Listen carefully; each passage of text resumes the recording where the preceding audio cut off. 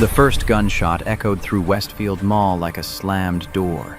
People stopped mid-stride, heads turning toward the sound that didn't belong. Somewhere near the food court, a baby started crying.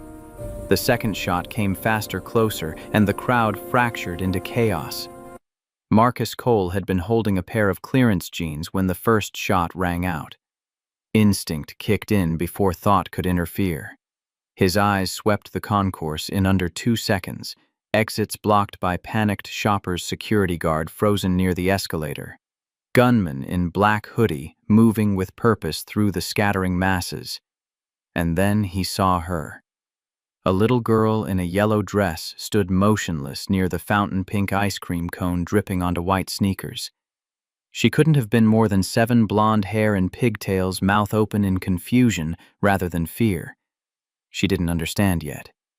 The man in the hoodie was 30 feet away and closing fast. Marcus dropped the jeans and moved. His body remembered what his mind had spent 3 years trying to forget. The angles, the distances, the split-second calculation of threat versus cover.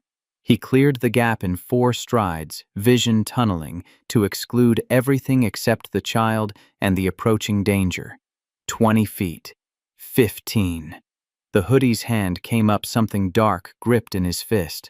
Marcus hit the girl with his shoulder, wrapping her small frame against his chest as momentum carried them both toward the tile floor. The ice cream exploded in a splash of pink across white marble. The third gunshot was deafening this close, and Marcus felt the impact punch through his right shoulder like a hot spike driven deep into muscle and bone. He rolled, keeping the child tucked beneath him, his back to the shooter. The pain was white-hot and spreading fast, but his arms stayed locked around her trembling body. She was shaking, but not screaming. Safe. Unhurt. The gunman's footsteps retreated at a run. Mall security finally found their courage and gave chase, shouting into radios. Marcus loosened his grip just enough to check the girl's face. Wide brown eyes stared up at him, shock beginning to give way to comprehension. His voice came out rougher than he intended. "You okay, kid?" She nodded, tears starting to track down her cheeks. The woman arrived like a storm.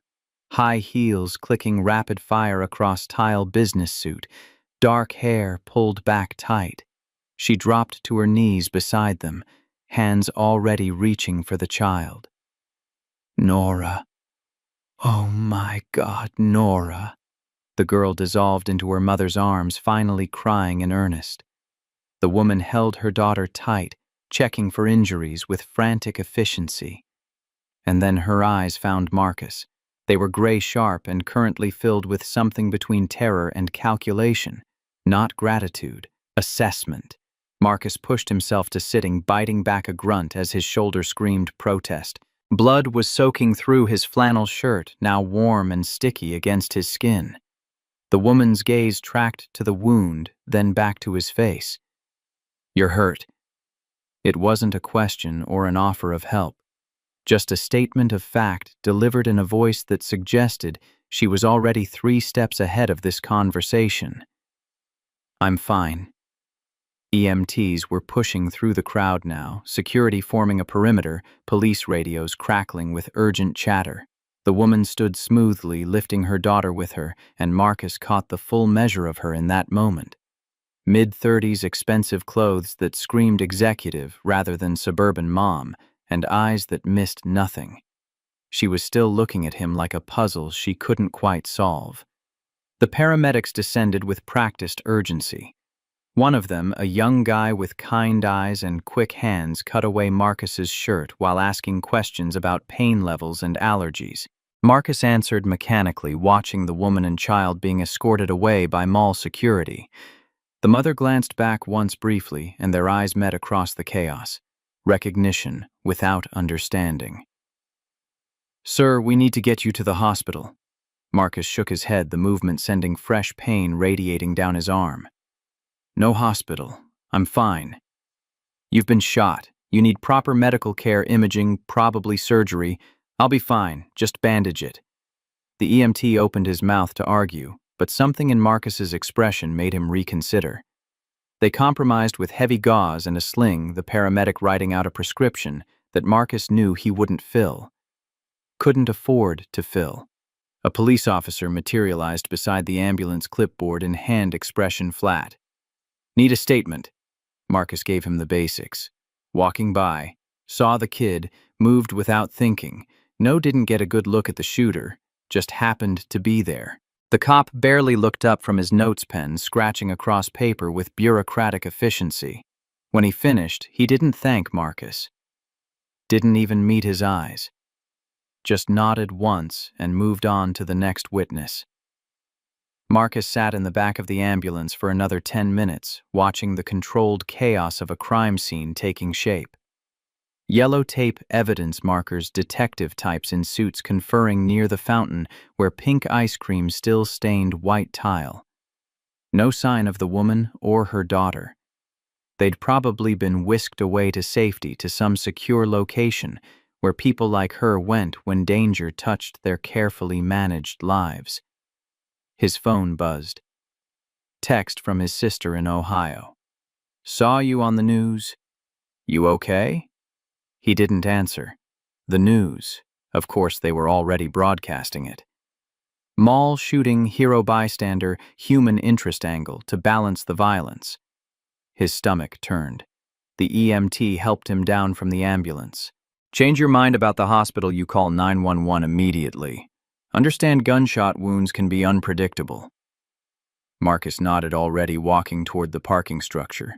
His truck was 3 levels up, and each step sent jolts of pain through his shoulder, but he kept moving. Movement meant purpose. Purpose meant he didn't have to think about how close that bullet had come to finding something vital. The drive home was a blur of traffic lights and radio news updates. Sources confirm the young girl has been identified as Nora Sterling, daughter of tech CEO Elena Sterling, head of Apex Innovations. The girl's mother declined to comment, but witnesses report she was visibly shaken by the incident. The suspect remains at large. Marcus switched off the radio. His apartment building was exactly what you'd expect from a warehouse worker's salary. 2-bedroom unit on the 3rd floor stairs that creaked neighbors he'd learned to tune out. Home, if you could call it the place where he and Declan had built a life from the ruins of their old one. The door swung open before he could get his key in the lock. Declan stood there, 8 years old and trying hard to look brave, but his eyes were red. "Dad, I saw you on TV." Marcus forced a smile, ruffling his son's dark hair with his good hand. "Just a scratch, buddy. I'm okay." Declan's eyes went to the makeshift sling, the blood-stained shirt visible beneath Marcus's jacket. "That's not a scratch." "Well, maybe a little more than a scratch, but nothing I can't handle." His sister appeared from the kitchen, phone in hand, worry written across her face. Lisa had driven 2 hours the moment she saw the news, taken Declan out of school without asking permission first. That was Lisa. Family first, questions later. "You need a doctor." "I saw a paramedic." "A real doctor, Marcus. In a real hospital." "Can't afford it." The words hung in the air between them, heavy with the math they both knew by heart. No insurance. Rent due in 2 weeks. Declan needed new winter boots. The warehouse job barely covered basics, and medical bills would sink them. Lisa's jaw tightened, but she knew better than to push. Instead, she moved to the kitchen, started making coffee, giving him space to breathe. Declan hadn't moved from the doorway. "You saved that girl." "I was in the right place at the right time." "Like a superhero." Marcus knelt down, ignoring the protest from his shoulder, meeting his son's eyes. "Not a superhero. Just a dad who saw a kid in trouble. That's all." Declan's arms wrapped around his neck, careful of the injury, and Marcus held his son close. This was why he'd walked away from the life that had turned him into a weapon. This was why he spent his nights stacking boxes in a warehouse instead of providing overwatch in some desert hellhole halfway around the world. Because Declan needed a father, not a ghost. Later, after Lisa left and Declan finally went to bed, Marcus sat at the kitchen table with a glass of water he wasn't drinking. The TV was on low in the corner, local news cycling through the story on endless repeat. His face filled the screen, grainy security footage showing the moment he'd shielded the girl. The caption read, Hayes 34 warehouse worker. They'd spelled his last name wrong. Not that it mattered. The phone rang just after 11. Unknown number. Marcus almost didn't answer, but something made him pick up on the fourth ring. Mr. Cole. The voice was female, crisp, professional. The kind of voice that expected to be obeyed. Who's asking? My name is Jennifer Bradford. I'm executive assistant to Elena Sterling, CEO of Apex Innovations. Mrs. Sterling would like to speak with you in person, tomorrow afternoon at our headquarters, if that's convenient. What's this about, Mrs.? Sterling will explain everything when you meet. Shall we say 2 o'clock? Marcus should have said no. Should have recognized the warning signs, the invisible lines being drawn between his world and theirs. But rent was due in 2 weeks, and Declan needed boots, and maybe, just maybe, there was a reward attached to saving the daughter of a tech billionaire. I'll be there. Jennifer Bradford gave him the address and ended the call without goodbye. Marcus sat in the dark apartment, shoulder throbbing in time with his pulse, and wondered what he'd just agreed to. The nightmare came around 3 a.m. Same one it always was. Kandahar rooftop rifle scope filled with a target that kept shifting between enemy combatant and civilian. Kareem's voice in his ear, steady and sure, calling wind speed and distance. The shot. The second IED they hadn't seen. Kareem's body torn and bleeding eyes still open, but already gone. Marcus jerked awake, heart-hammering sheets, soaked with sweat. The apartment was quiet. Declan's soft breathing came from the room down the hall. Safe. Alive. He didn't try to sleep again. Morning brought the kind of chaos only an 8-year-old could create. Declan needed breakfast, couldn't find his homework, had 17 questions about what happened at the mall. Marcus moved through the routine on autopilot, making oatmeal, one-handed signing permission slips, answering questions with enough truth to satisfy without revealing the violence underneath. The warehouse called at 9. Carl, his supervisor voice carefully neutral. Marcus, how you doing? I'm fine. Listen, corporate's been asking questions. About the incident. They're concerned about publicity, about association with the company. Might be best if you took a few days off. Translation. You're radioactive. We can't have the news cameras showing up here. Disappear until the story dies. How many days? Let's say through the weekend. Paid, of course. Of course. Paid leave that would show up as half his normal hours because warehouse workers didn't get real benefits. Marcus did the math automatically. Could cover food maybe. Not rent, not boots. Understood. He ended the call and stared at the phone. 2 o'clock appointment at Apex Innovations. Maybe that conversation would go differently than the one with Carl. Maybe someone actually wanted to say thank you instead of stay away. Maybe he was an idiot for hoping. Apex Innovations occupied floors 20 through 32 of a glass tower downtown that probably cost more than Marcus would earn in his entire lifetime. The lobby was all marble and chrome, with a receptionist who looked at his worn jeans and flannel shirt like he'd tracked mud across her pristine floor. I have an appointment. Marcus Cole, 2 o'clock with Elena Sterling. Her expression shifted from dismissive to cautiously neutral. A few keystrokes, a quiet phone call, and suddenly a security escort materialized to guide him to the elevators. The ride up was silent. The guard positioned between Marcus and the control panel as if expecting him to make a run for it. They exited on 28, executive floor. Everything here screamed money and power, original art on the walls, conference rooms with floor-to-ceiling windows, the kind of quiet that came from thick carpet and thicker doors. Jennifer Bradford met them halfway down the corridor. She was younger than he'd expected from the voice, early 30s, dark suit, tablet in hand like an extension of her arm. Mr. Cole, thank you for coming. This way, please. She led him to a small conference room and gestured to a chair. Marcus sat noting the layout automatically. One door windows overlooking the city, cameras in the corners. The guard had disappeared, but he doubted he was far. Mrs. Sterling will be with you shortly. Can I get you anything? Water, coffee? I'm fine. Jennifer nodded and left heels clicking a precise rhythm against tile. Marcus waited, trying to ignore the way his shoulder throbbed despite the painkillers he'd taken. The door opened 10 minutes later.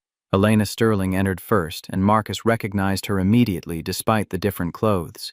Yesterday she'd been frantic, terrified, checking her daughter for injuries in the wreckage of a mall shooting. Today, she was armor-plated in a navy suit, hair perfect, expression controlled. The CEO. Behind her came an older man, silver hair, expensive watch, the kind of confident posture that came from decades of authority. And bringing up the rear, a thick-set guy in his 50s with cop eyes and a security badge. Elena took the seat at the head of the table. The others flanked her. Mr. Cole, I'm Elena Sterling. This is Wallace Pierce, chairman of our board, and Frank Romano, head of security. Marcus nodded. No one offered to shake hands. Elena's gray eyes studied him with the same intensity as yesterday. But now, the terror was gone. What remained was calculation. I want to start by saying thank you for what you did. For Nora, I owe you an enormous debt. The words were right, but something in her delivery made them feel rehearsed. Marcus waited. Frank Romano leaned forward, sliding a document across the table. We'd like you to sign this. Standard non-disclosure agreement. You don't discuss the incident with the media. We make sure your medical expenses are covered. Marcus picked up the paper but didn't read it. His eyes stayed on Frank. So you want me to sign away my right to talk about saving your boss's daughter? It's about privacy, about controlling the narrative. It's about control, period. Wallace Pierce spoke for the first time, voice deep and measured. Mr. Cole, your military record is mostly classified. Your current employment is warehouse work. Forgive me, but nothing in your background suggests expertise in corporate security or crisis management. We need to ensure that yesterday 3 men photographed this building's service entrances during lunch rush. The room went silent. Marcus continued, voice level. 2 of them carried military-grade communications gear. One had a concealed weapon shoulder holster right side. They were mapping your security response patterns, timing your guard rotations, identifying blind spots in your camera coverage. Frank Romano's expression didn't change, but something tightened around his eyes. He pulled out his phone, typed quickly, waited. His face went pale. He's right. We have them on camera. Exactly as described. Elena's posture shifted fractionally, leaning forward. How did you spot them? I notice what doesn't fit. That's not an answer. It's the only one I have. Wallace Pierce was studying him with new interest, now the dismissive tone gone.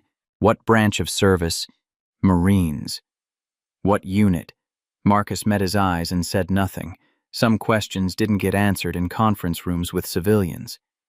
Wallace seemed to understand that. He nodded slowly. Elena stood moving to the window. She looked out at the city for a long moment before turning back. Mr. Romano, that will be all. Mr. Pierce, thank you for your time. It was a dismissal, politely phrased but absolute. The 2 men exchanged glances but didn't argue. They left Frank taking the NDA with him. When they were alone, Elena sat down again, this time in the chair next to Marcus rather than at the head of the table. Tell me the truth. What did you see in those men yesterday? Professionals. Former military or law enforcement hired for surveillance. Argent Strategic Services would be my guess based on their equipment and discipline. You got all that from security footage. I got that from 15 years of knowing what a threat looks like. Elena absorbed this, her expression unreadable. My head of security missed them entirely. He was looking for protesters. They were counting on that. But you weren't. I look for what's wrong, not what I expect to see. She smiled, then small and without warmth. You know what I think, Mr. Cole. I think you're not a warehouse worker at all. I think you're a highly trained operative who's pretending to be invisible. The question is why? Marcus considered lying, considered walking away. Instead, he gave her a piece of truth. I had a life that required those skills. I left it. Now I work in a warehouse and raise my son and try to be the kind of man he deserves. That's all. That's not all. Someone with your training doesn't just stop being useful. Being useful got people killed. The words came out harder than he intended. Elena didn't flinch. I need someone who sees threats before they materialize. Someone who doesn't miss what everyone else does. My security team just proved they can't do that. I'm not interested. I haven't made an offer yet. Don't. Marcus stood shoulder protesting the movement. Elena rose with him. At least tell me why you did it. Yesterday. You didn't know who Nora was, who I was. You just moved. Why? Because she was a kid in danger and I could help. Most people freeze. I'm not most people. Elena studied him for another long moment, then nodded. Thank you, Mr. Cole. For Nora. For everything. She extended her hand. Marcus shook it, noting the firm grip, the calluses that suggested she didn't spend all her time behind a desk. When he turned to leave, her voice stopped him at the door. Think about it. The offer. I'll have Jennifer send you the details. Marcus didn't turn around. Save your time. He made it halfway to the elevator before his phone rang. Unknown number again. Against his better judgment, he answered. Cole. Mr. Cole, this is Principal Anderson at Riverside Elementary. I'm calling about Declan. Ice flooded his veins. What happened? Is he hurt? He's fine, but we had an incident. Someone attempted to pick him up from school claiming to be his uncle. When we asked for identification, they became agitated and left. We've gone into soft lockdown as a precaution. Marcus was already running for the stairs elevator too slow. I'm on my way. Don't let him go with anyone but me. Of course not. Mr. Cole, do you have any family members we should be aware of? Anyone who might have legitimate reason. No family, nobody. If someone tries again, call the police immediately. He burst through the stairwell door on the ground floor, sprinting across the lobby. The security guard shouted something, but Marcus was already gone, hitting the parking garage at a dead run, despite the screaming pain in his shoulder. His phone rang again before he reached his truck. Elena Sterling's number this time, though he hadn't given it to her. Mr. Cole, I just got a call from Jennifer. Someone tried to take my daughter from school today. They knew her classroom, her teacher's name. Is your son? Yeah, just got the call. Silence on the line. Then quietly, this isn't random, is it? No. Come back to Apex. Bring Declan. We need to talk. Really talk. Marcus was already turning the truck around, tires squealing against concrete. I'll get him first. Be there in an hour. Riverside Elementary was in controlled chaos when Marcus arrived. Police cruisers out front, teachers shepherding classes inside, parents clustered near the main office demanding answers. Marcus pushed through to the principal's office, where Declan sat in a chair too big for him, looking small and scared. Dad? Marcus knelt down, checking his son over automatically, despite knowing he was fine. You okay, buddy?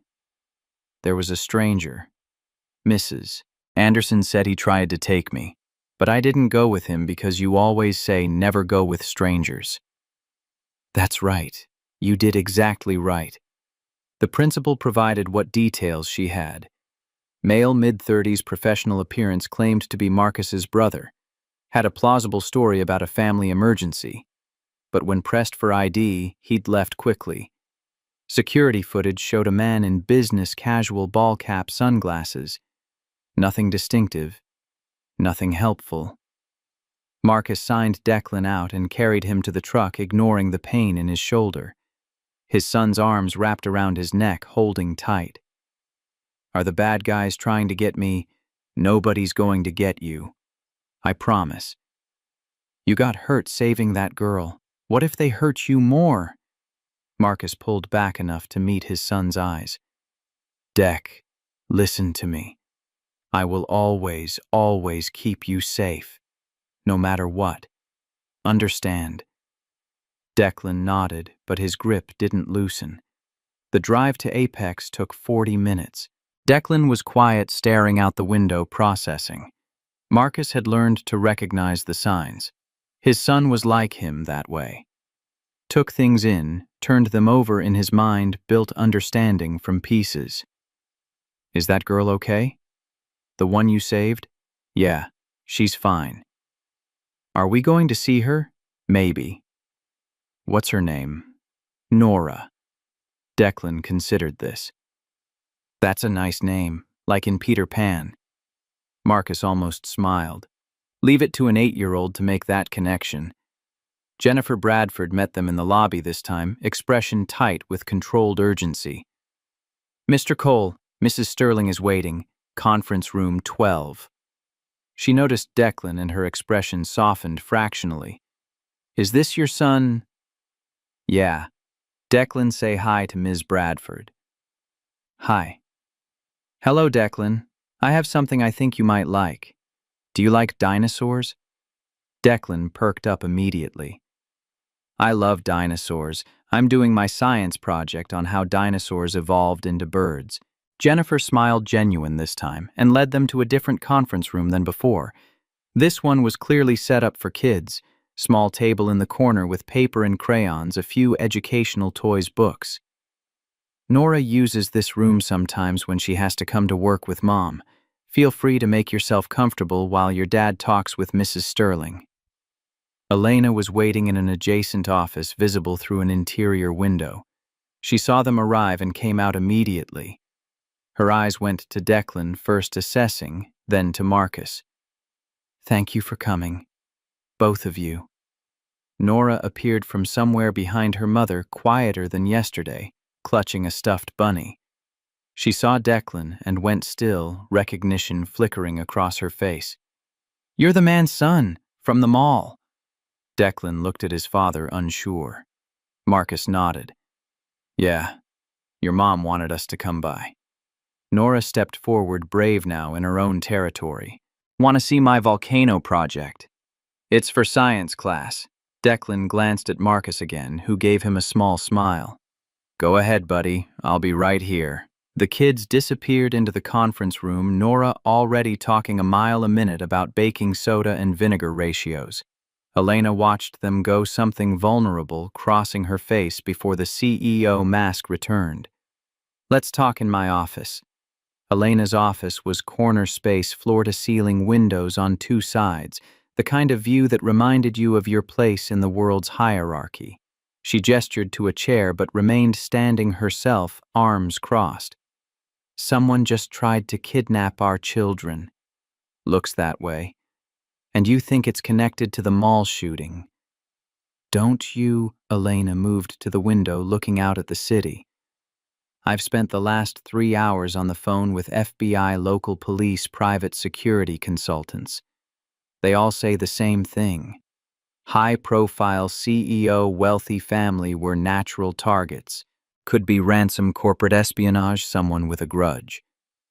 "But you don't believe that?" She turned to face him. "The man at the mall wasn't after ransom. He was after Nora specifically. And the surveillance team you spotted, the attempted school pickup, this is coordinated, professional, someone with resources and patience." Marcus said nothing, waiting. "I need help, real help. Not Frank Romano's security theater, not corporate consultants who bill by the hour and deliver nothing. I need someone who sees what's actually happening." "You need a bodyguard." "I need more than that. I need someone who can think like whoever's targeting us. Someone who can stop this before it escalates." "I'm not that person anymore. You took a bullet for my daughter without hesitation. You spotted a surveillance team my entire security department missed. You are exactly that person. Marcus shook his head. I work in a warehouse. I pick up my kid from school at 3. I make dinner at 6 and help with homework at 7. That's my life now. And how long before that life gets Declan killed? The words hit like a punch. Marcus's hands clenched involuntarily. Elena's expression softened, but only slightly. I'm sorry. That was harsh, but it's true. Whoever's doing this knows about Declan now. They tried to take him today. What happens tomorrow? What happens when you're at the warehouse and he's at school and they come back with a better plan? I'll figure it out. How? By running. By hiding. These aren't random criminals, Marcus. They're professionals with funding and planning. You can't warehouse worker your way out of this. Marcus stood moving to the window beside her. Down below, the city moved in its endless rhythm. People going about their lives unaware, safe in their ignorance. What are you offering? Security consultant position. 3 times your warehouse salary. Full benefits including health insurance that covers you and Declan. Flexible hours built around his schedule. You pick him up at 3, dinner at 6, homework at 7. I work around your life, not the other way around. And in exchange, you keep my daughter safe. You find whoever's behind this. You teach my people how to actually do their jobs. Your board will never approve it. I have no credentials, no corporate experience. The board works for me, not the other way around. And you have something worth more than credentials. You have instinct. Marcus studied her reflection in the glass. CEO armor firmly in place, but underneath, he could see the mother. The woman who'd dropped to her knees on blood-stained mall tile and held her daughter like the world was ending. I need to think about it. Someone tried to kidnap our children today, Marcus. How much time do you think we have? Before he could answer, his phone rang. Warehouse number. He answered, already knowing what was coming. Cole. Marcus, it's Carl. Listen. Corporates made a decision. Given the publicity, the safety concerns, they think it's best if we part ways.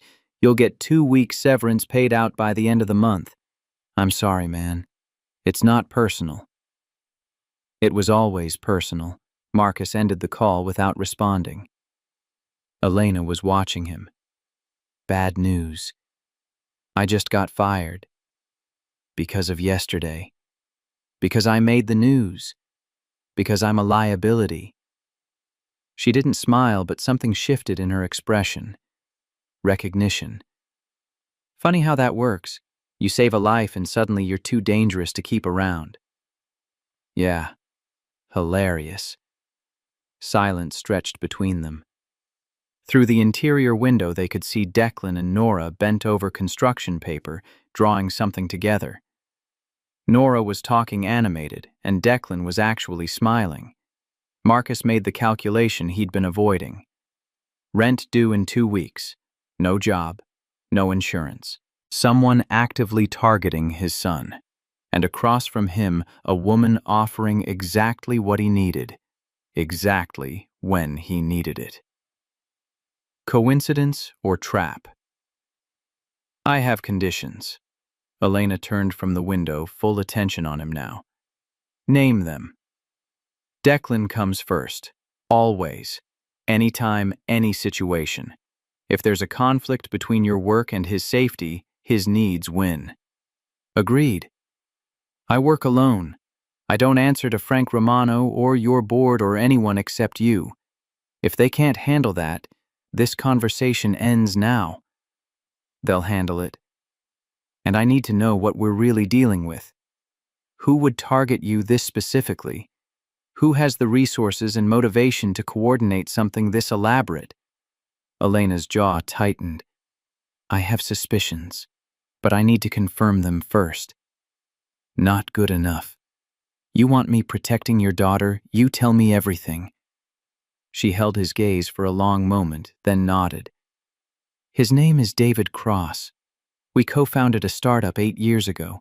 When we got acquisition offers, I wanted to stay independent. He wanted to sell. Things got ugly. He sued me, claimed I stole his algorithms.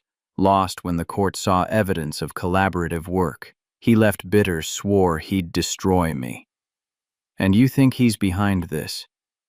This morning, Jennifer traced the payment for that surveillance team. 3 shell companies deep, but it tracks back to North Point Technologies.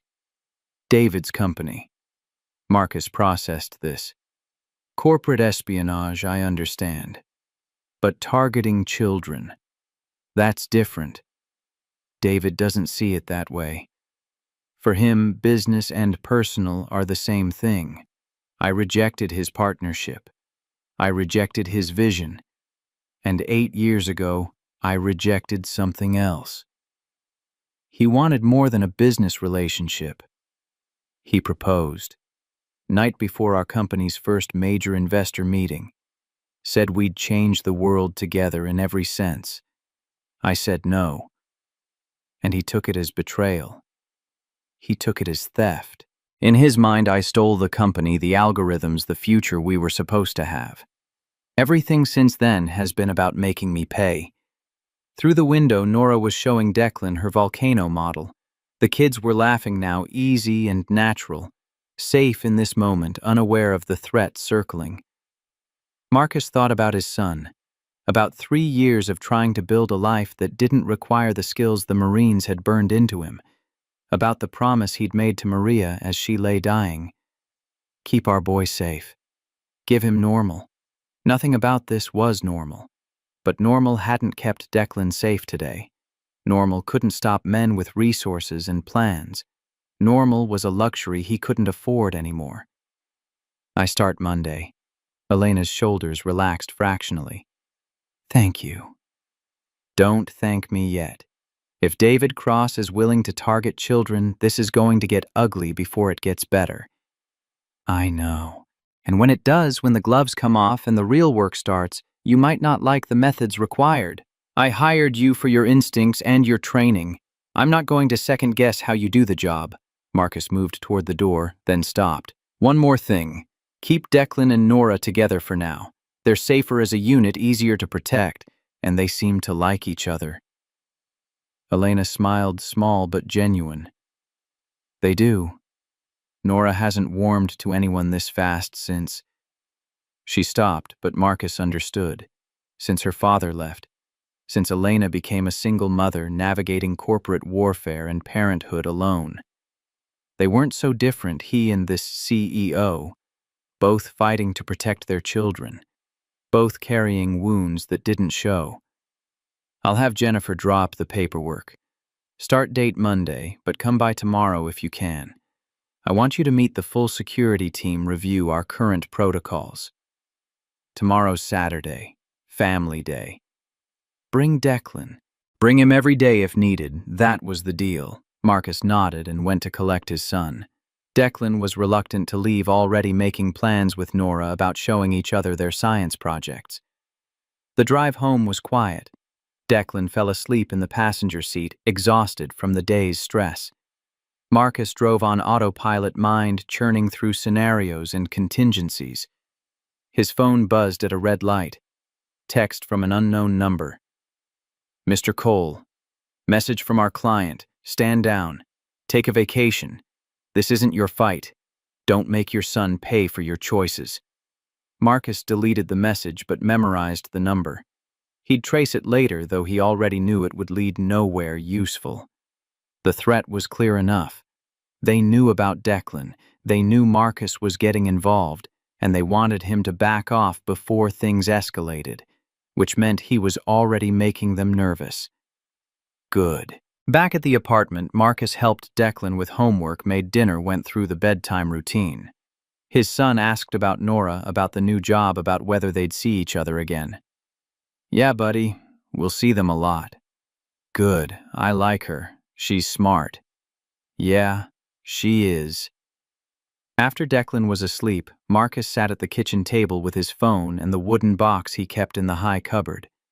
Inside, folded flag challenge, coin letter from an Afghan family thanking the unknown sniper who'd saved their children. He read the letter again, remembering that mission. Remembered Kareem calling adjustments. Remembered the impossible shot through a window. Remembered the lives saved. Remembered the next mission, the IED. They didn't see Kareem dying while Marcus held pressure on wounds that wouldn't stop bleeding. Being useful got people killed, but so did standing aside. Marcus put the letter away and opened his laptop. Started researching David Cross, North Point Technologies. Argent Strategic Services. Building the intelligence picture. Identifying the vectors mapping the threat. Doing what he'd been trained to do. His phone rang at midnight. Elena Sterling. Marcus, I'm sorry to call so late. What happened? Nothing. I wanted to say thank you. Properly. Not in a conference room with lawyers and conditions. Thank you for saving Nora. Thank you for agreeing to help. Thank you for understanding what this really is. She's a kid. Declan's a kid. Nobody should be targeting children. No, they shouldn't. Silence on the line, comfortable somehow. Get some sleep, Elena. Tomorrow we start planning. Tomorrow. Yes. Good night, Marcus. Good night. He ended the call and stared at his research for another hour, building the picture piece by piece. By 2 a.m., he had enough to know this was bigger than corporate rivalry. David Cross wasn't just trying to hurt Elena's business. He was trying to take everything. And he had the resources to do it. The nightmare came again at 4. Kareem's voice, the shot, the explosion. But this time when he woke, Marcus didn't try to push it away.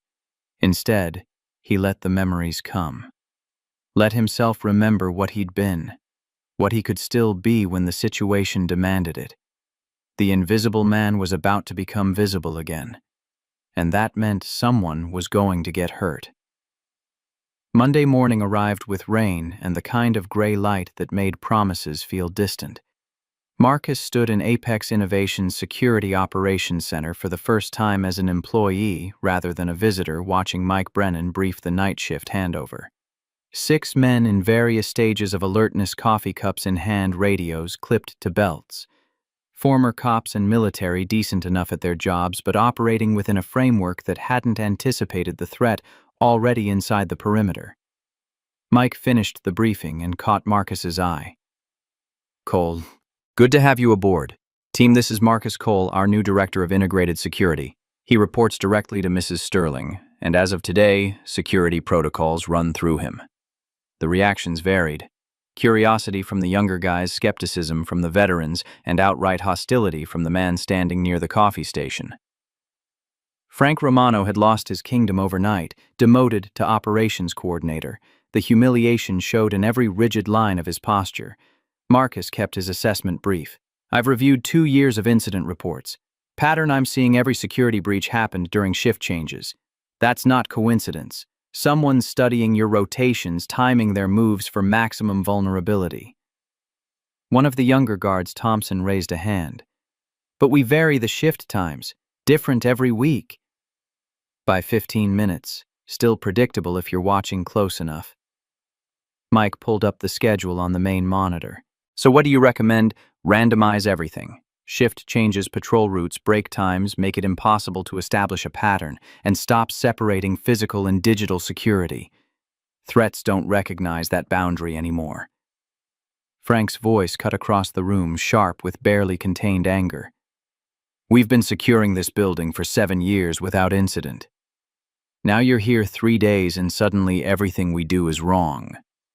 Marcus met his eyes directly. You had 0 incidents because nobody was actively targeting you. That changed. Adapt or get replaced. The silence that followed was the kind that precedes violence or surrender. Frank chose surrender, turning away to refill his coffee with deliberate movements that said this conversation wasn't over. Mike cleared his throat. All right, everyone, back to stations. Cole, my office. The office was barely large enough for a desk and 2 chairs, but it had a door and walls thick enough for honest conversation. Mike dropped into his chair with a sigh. Frank's going to be a problem. I know. He's got friends on the board. Wallace Pierce specifically. They go back 20 years. Also, something I know. Mike studied him for a moment. You're not worried. I'm worried about threats to Elena and Nora. Frank's ego doesn't make the list. A smile flickered across Mike's face. Fair enough. So what's the real plan here? Because those men watching the building, the school incidents, this isn't standard corporate security work. Marcus pulled out his phone, showed Mike the threatening text from Saturday night. Whoever's running this operation wants me to back off, which means I'm already disrupting their timeline. So you're using yourself as bait. I'm making them react instead of act. Reactive opponents make mistakes. Mike leaned back, understanding, settling into his expression. You've done this before. Not corporate security. Something else. Something else. How much of your file is classified? Enough that you won't find answers by looking. Mike nodded slowly, accepting the boundaries. All right. What do you need from me? Complete access to all systems, all personnel files, all incident reports going back 5 years. And I need your read on every person in this building. Who's loyal, who's compromised, who's just here for a paycheck.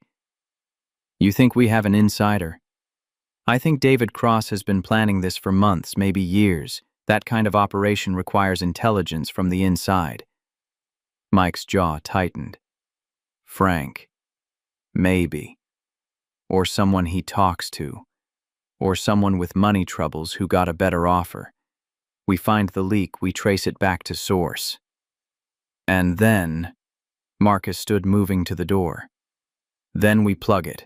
Permanently. The rest of Monday was spent in meetings with department heads reviewing protocols identifying vulnerabilities. Marcus took notes, built profiles, mapped relationships. By 5 p.m., he had a preliminary picture of Apex's security architecture and 36 ways to compromise it. Elena found him in the security center at 6, Nora trailing behind with a backpack and an exhausted expression that suggested homework battles. Declan's in conference room 12. He finished his math already. Overachiever. Must get that from his mother. A ghost of a smile crossed her face. How's your first day? Productive. I need to brief you on what I found, but not here. Too many ears. Elena glanced around the operations center, noting the staff trying not to look like they were listening. My office. 20 minutes. Bring coffee. It's a long list. She left heels, clicking away down the corridor. Marcus pulled up the last file he'd been reviewing David Cross's employment history before founding Northpoint.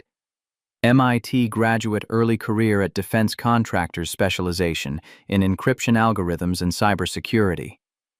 Smart, methodical patient. Exactly the kind of opponent who'd plan 3 moves ahead. His phone buzzed. Text from an unknown number different from Saturday's last warning. Walk away while you still can. Marcus screenshot the message and forwarded it to Mike with a note to trace the number. Then he went to collect Declan. Conference room 12 had become something like a second home for the kids. Nora's volcano project occupied one corner. Declan's dinosaur research spread across the small table. They were arguing amicably about whether Tyrannosaurus Rex could actually roar, or if it made sounds more like a crocodile. Dad. Tell her Jurassic Park showed them roaring. Movies get lots of things wrong, buddy. Science suggests Nora might be right. Nora's triumphant expression was immediately endearing. See, your dad knows science. Marcus helped Declan pack up while Nora gathered her own materials. The easy comfort between the kids was unexpected but useful.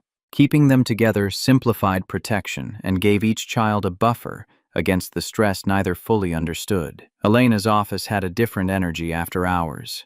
The CEO armor was slightly loosened jacket draped over her chair, hair pulled back in a simple ponytail.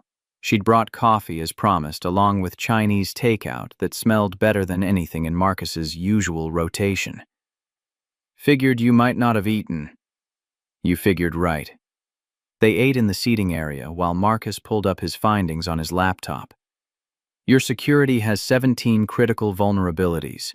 3 involve physical access points that aren't monitored after 10 p.m. 4 involve digital systems that could be compromised through social engineering. The rest require insider knowledge to exploit. Elena set down her chopsticks. Which ones worry you most? All of them, but especially the personnel issues. You have 3 employees with significant financial stress, 2 going through messy divorces, and 1 with a gambling problem that put him $30,000 in debt last year. Who? Marcus showed her the file. Elena's expression went cold. Frank. Casinos in Atlantic City. Lost big, borrowed from the wrong people, got himself in a hole he can't climb out of on his salary. You think David approached him?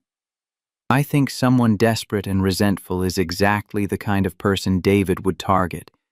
Offer to clear the debt, add enough cash for a fresh start somewhere else. All he has to do is share your schedule, your security protocols, your movements. Elena stood pacing to the window. 30 years he worked for this company. I trusted him. People change when they were cornered. David knew that. Probably picked Frank specifically because of the combination of access and vulnerability. So what do? Fire him. Arrest him. Not yet. Right now he's useful because we know about him. The moment we move against Frank, David loses his intelligence source and changes tactics. Better to feed Frank information we want David to have. Elena turned, understanding dawning. We use him to mislead David, make him think he knows our plans when actually we're executing something completely different. Classic counterintelligence. You've done this before too. Different context, same principles. Elena returned to the seating area but didn't sit. Energy was building in her, the kind that came from seeing a path forward after weeks of feeling hunted. What else? Marcus pulled up another file. I traced those surveillance operatives. Argent Strategic Services, like I thought. Private military contractor, high-end work only. They don't take jobs under 6 figures. David's spending serious money on this. He's spending enough that I think this isn't just about revenge. He wants something specific. The quantum encryption algorithms, the ones we developed together. Marcus nodded. Patents are in your name. If he can't buy them, can't win them in court, he needs to steal them. Corporate espionage at this level justifies the expense. But why target Nora? The algorithms are in our secure servers, not with my daughter. Because you're the access point. David's betting that threatening Nora will make you vulnerable, distracted, willing to make mistakes. Maybe even willing to give him what he wants in exchange for safety. Elena's hands clenched into fists. He doesn't know me as well as he thinks. No, but he knows you well enough to hurt you. That's the part that matters. Silence fell between them, heavy with implications. Through the office window, they could see the kids still working in the conference room. Declan was showing Nora something on his tablet, both of them bent close over the screen. Elena's voice dropped lower. I need to tell you something. About David. About why this is personal beyond the business. Marcus waited. 8 years ago, we weren't just business partners. We were friends, close friends. I trusted him with everything, my ideas, my fears, my dreams for what we could build. When he proposed that night, it wasn't just romantic. It was a complete vision of our future. Partnership in every sense. Marriage, company, life. And you said no. I said I cared about him, but not in that way. I tried to be kind, tried to preserve the friendship. But David took it as rejection of everything we'd built together. The next day, he barely spoke to me. Within a week, he was talking about selling the company. Within a month, he'd filed the lawsuit. Marcus processed this, fitting it into the larger pattern. So for him, this isn't about algorithms or money. It's about making you regret choosing your path over his. He wants me to need him, to come begging, to admit I was wrong. That's not going to happen. Elena's eyes met his, and something shifted in the air between them. Recognition of shared understanding of parallel wounds. No, it's not. Marcus closed his laptop. I need access to your research servers. Need to see what David's actually after, how he might try to access it. It can set you up tomorrow. Highest level clearance. And I need details on the charity gala in 3 weeks. The one David knows you'll attend. Elena's expression sharpened. You think that's his timeline? The gala. It's perfect. Public event, predictable schedule, you'll be visible and vulnerable. If I wanted to make a move, that's when I'd do it. So we cancel. No, we use it. Same logic as Frank, we let David think his plan is working while we prepare something he won't see coming. Elena moved to her desk, pulled up her calendar. Children's Hospital fundraiser. I'm the keynote speaker. 500 guests, most of them donors or board members. High profile, lots of press coverage. David will have people there, maybe as guests, definitely as staff, catering, security, technical crew. He'll be watching, waiting for his opportunity. To do what exactly? Marcus stood, moving to stand beside her at the desk. That's what we need to figure out. He's not going to physically attack you in front of 500 witnesses. More likely a digital assault timed to coincide with your presence there. Steal the algorithms while you're away from the office, distracted by the event. Our servers require biometric authentication. Voice, retinal scan, fingerprint. Even if he has my passwords, he can't access anything without me physically present. Unless he clones your credentials. Record your voice, spoof your retinal pattern, lift a fingerprint. With enough planning and resources, it's possible. Elena's face went pale. He's been collecting that data. Every time I do a video interview, every time I'm photographed at events, every time you're in public, you're giving him pieces. It's why this is taking so long. He's building a complete profile, making sure when he makes his move, it works. Elena sat down slowly, the implications settling in. So the gala isn't just bait. It's his timeline. He's been planning toward that specific date. Which means we have 3 weeks to outplan him. Marcus's phone buzzed. Text from Mike. Traced that number. Burner phone, purchased cash in Maryland 2 weeks ago. Dead end. Marcus showed Elena the screen. They're careful. Military-grade operational security. But everyone makes mistakes eventually. And if they don't, if David's plan is airtight, Marcus met her eyes, then we make him think it's working, right up until the moment we spring the trap. But we need to be ready for anything, including the possibility that Frank isn't the only insider or that David has resources we haven't identified yet. Elena's jaw set in a line Marcus was beginning to recognize. Determination layered over fear while forcing its way through uncertainty. What do you need? A completely new security protocol for the gala. Different transportation, different routes, different timing. And I need to train your team in how to spot threats they're not looking for. Done. Anything else? Yeah, I need you to trust me, even when my methods don't look like corporate security, because what's coming won't be neat or clean. Elena held his gaze. You have my trust. Do whatever's necessary. The words hung between them, weighted with more than professional confidence. Marcus nodded once and moved toward the door to collect Declan. Elena's voice stopped him. Marcus, thank you for understanding what this really is, for not trying to tell me I'm overreacting or paranoid. You're not paranoid if someone's actually hunting you. He left her standing at her desk, silhouetted against the city lights, and thought about all the ways this could go wrong. Tuesday brought the first training session. Marcus gathered the security team in the main conference room. No PowerPoint, no handouts, just scenarios and stress tests. Thompson. Someone approaches the front desk claiming to be here for a meeting with Mrs. Sterling. Dressed professionally, has ID, knows the right terminology. What do you do? Thompson straightened. Check the visitor log, verify the appointment. Good start. What if the appointment is there? Escort them to the appropriate floor. Wrong. You verify with Mrs. Sterling's assistant directly, not just the log, because logs can be forged or hacked. The human verification is your last line of defense. Marcus moved to the next guard. Rivers, you're monitoring cameras and see someone in maintenance uniform working on a ceiling access panel on the executive floor. Normal maintenance window, proper credentials visible. What's wrong with this picture? Rivers studied the scenario Marcus had pulled up on screen. Nothing jumps out. His left hand never leaves his pocket while he's working. Right-handed person doing ceiling work would use their dominant hand for tools. He's hiding something. Maybe a weapon, maybe a communication device. Either way, he gets intercepted and verified before he gains access.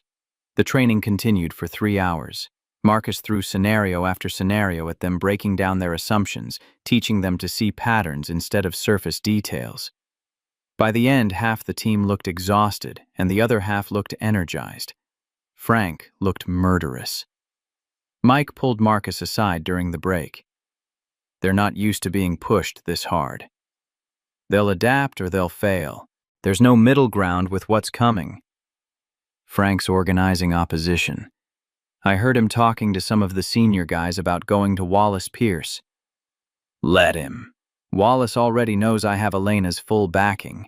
Complaining just makes Frank look weak. Mike shook his head. You're not worried about anything, are you? I'm worried about plenty. Just not about office politics. The afternoon session focused on counter-surveillance. Marcus had the team walk the building's perimeter, identifying sightlines and blind spots.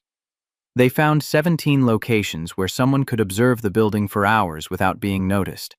Marcus marked each one for enhanced monitoring. Frank approached as they were wrapping up, jaw tight with controlled anger. This is bullshit. You're treating my team like they're incompetent.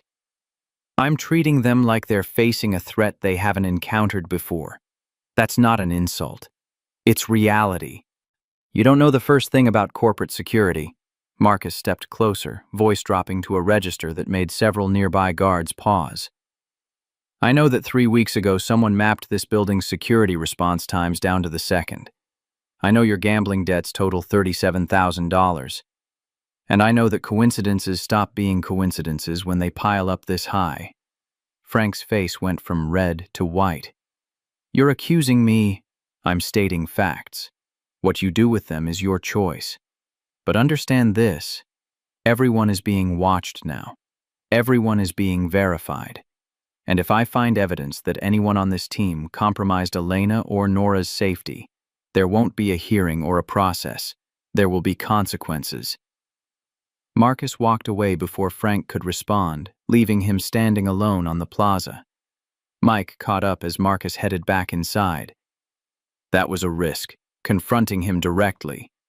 Calculated risk. Now he knows we suspect him, which means he'll either fold under pressure or make a mistake trying to cover his tracks. Either way, we learned something. And if he warns David, even better. David learns we're onto the insider play, has to accelerate his timeline or change approach. Reactive opponents make mistakes. Mike grinned. You really have done this before. On Wednesday afternoon, Marcus took Declan and Nora to the building's security monitoring room during their homework time.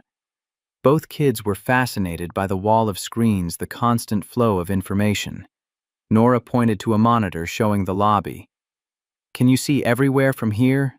Most places, but there are always blind spots. Declan studied the screens with the kind of focus that reminded Marcus unsettlingly of himself. Like that hallway, the camera doesn't see the corner. Marcus followed his son's gaze. The kid was right. Third-floor service corridor camera positioned wrong corner, completely obscured. Good eye, buddy. How'd you spot that? I notice things, like you do. Something tightened in Marcus's chest. The last thing he wanted was for Declan to inherit his hypervigilance, his constant threat assessment, his inability to ever fully relax. But maybe that ship had already sailed. Nora tugged on his sleeve. "Mr. Cole, why are bad people trying to hurt us?" The question was delivered with the kind of directness only children managed, cutting through all the adult euphemisms and obfuscations. Marcus knelt to her level. Because sometimes when people can't get what they want the right way, they try the wrong way, and they pick targets they think will be easy. But they're wrong about you and your mom being easy targets. Because you're protecting us now. Yeah, and because you're both stronger than they think. Nora considered this, then nodded. Mom says you're very good at keeping people safe. That you did it for your whole job before. Something like that. Did you ever get scared? Marcus glanced at Declan, who was listening carefully, despite pretending to focus on the monitors. Every time. Fear's not bad. Fear keeps you alert, makes you careful. It's what you do with the fear that matters. What did you do with yours? I used it. Let it make me sharper, faster, more prepared. And I never let it stop me from doing what needed to be done. Nora smiled, apparently satisfied with this answer, and returned to her homework. Declan met his father's eyes across the room, understanding passing between them. Whatever came next, they'd face it together. Thursday brought the first real test. Marcus was reviewing personnel files when the alarm system triggered. Not the main alarm, a subtle alert on the executive floor network that most people wouldn't even notice. He pulled up the security feed. Someone had attempted to access Elena's private server using administrator credentials. The attempt failed due to biometric requirements, but the timing was calculated. Middle of the afternoon, Elena in a meeting on 26, most of the tech team at lunch. Marcus called Mike. "We have a probe, someone testing our response time and security layers. David, or one of his people, have it pull the access logs trace where the attempt originated." 20 minutes later, they had the answer. The attempted access came from Frank Romano's workstation, but Frank had been on patrol rounds during that window, which meant either someone used his credentials while he was away, or the whole thing was designed to frame him. Marcus found Frank in the security office filling out patrol reports.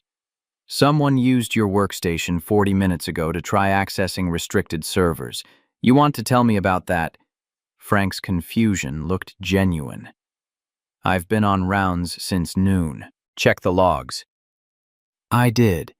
Which means either you're lying about the rounds or someone has your credentials." Frank pulled out his access card, hands shaking slightly. "I haven't let this out of my sight all day." "Passwords." I might have written them down. In my desk." Marcus fought the urge to put his fist through a wall. "Show me." Frank's desk was in a shared office space accessible to a dozen people. The password written on a sticky note was tucked under his keyboard. Security 101 violation, the kind of mistake that got people killed in other contexts. Marcus pocketed the note. "New passwords changed immediately, and from now on your access is restricted to physical security only. No network credentials." "You can't do that. I need those systems to do my job." "You needed them." Past tense. Consider this your warning. One more security violation and you're done. Frank's face cycled through anger to resignation. "This is because of the debts. You think I sold out?" "I think someone's using you whether you know it or not. Prove me wrong." Marcus left Frank staring at his empty desk drawer and went to brief Elena. She was in a conference call when he arrived, but took one look at his expression and wrapped up within 2 minutes. What happened? He explained the breach attempt, the compromised credentials, the password security violation. Elena's response was immediate. "Fire him." "Not yet. Whoever's doing this will just find another way in. Better to control the vulnerability we know about. So we keep a compromised security officer on staff." We keep a controlled asset who doesn't know he's being controlled. There's a difference. Elena paced her office, the careful control she usually maintained starting to fracture around the edges. I'm tired of feeling hunted in my own building. Tired of looking at my employees and wondering who's been bought. Tired of worrying every time Nora goes to school or I leave for a meeting. Marcus moved to block her pacing, forcing her to stop and look at him. Then we changed the dynamic. Stop reacting to David's moves and make him react to ours. How? We leak information, feed Frank details about the gala, wrong security protocols, false routes, fake timelines. David thinks he's getting intelligence when actually he's getting a trap. Understanding flickered in Elena's eyes. And when he moves based on that information, we're ready with the real plan. He's exposed, off-balance, vulnerable. That's risky. If we miscalculate, if he sees through it, he won't, because everything he knows about you says you'd rely on standard corporate security. He won't expect military-grade counterintelligence. Elena studied his face, searching for something. You're enjoying this. Not the danger, but the tactics. The strategy. Marcus considered denying it, then decided on honesty. Part of me is, yeah. It's what I'm good at, what I was trained for. Spent 3 years trying to forget that, trying to be someone simpler. But maybe simple isn't who I am. And Declan, what does he think about his father going back to being a warrior? The question hit harder than Elena probably intended. He's 8. He thinks I'm keeping bad guys away. He doesn't understand what that really means. Do you want him to? No. But I want him alive more than I want him innocent. Elena's hand came up, hesitated, then settled lightly on his uninjured shoulder. We'll get through this. Together. The touch lasted only a moment before she pulled back, professional distance reasserting itself. But something had shifted in the space between them, an acknowledgement of connection beyond employer and employee. Marcus cleared his throat. I should get back to monitoring, and you have that board meeting in 10 minutes. Right. The board, where Wallace will probably complain about your training methods. Let him. You hired me for results, not popularity. Elena smiled, small but genuine. No, I hired you because when everyone else froze, you moved, and because you see what others miss. Don't forget that. She left for her meeting, and Marcus returned to the security center to begin constructing the false intelligence they'd feed to Frank. Details calibrated to be convincing, while ensuring David's people would be in exactly the wrong place when the actual operation went down. Friday evening, after the kids were settled with homework, Marcus's phone rang. Unknown number again, but this time he answered on speaker with Mike and Elena both present in her office. The voice was male professional, carrying the kind of calm that came from complete confidence.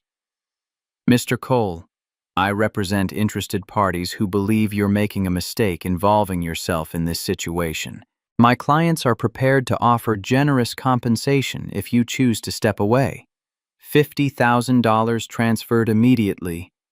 All you have to do is walk away. Marcus kept his voice even. Tell your clients I'm not interested. Your son attends Riverside Elementary. 3rd grade Mrs. Chen's class. Smart kid. Be a shame if something happened that made you regret choosing the wrong side. Ice flooded Marcus's veins, but his voice stayed level. You just made a tactical error. See, before this call, I was doing a job. Now it's personal. Tell your clients that every threat they make, every move they plan, I'm going to dismantle piece by piece. And when I'm done, they're going to wish they'd never heard my name. He ended the call and looked at Elena and Mike. That was either David or his proxy. They're escalating because we're disrupting their timeline. Elena's face had gone pale. They threatened Declan directly. Yeah, which tells me they're getting desperate. Confident opponents don't resort to overt threats. They just act. Mike was already on his phone. I'm calling the police, getting patrols near the school. No. Police presence tips our hand, lets David know we're worried. Instead, we put undercover security at the school, former military people who can spot threats without looking like security. I know some guys, Mike offered. Private contractors, discreet, reliable.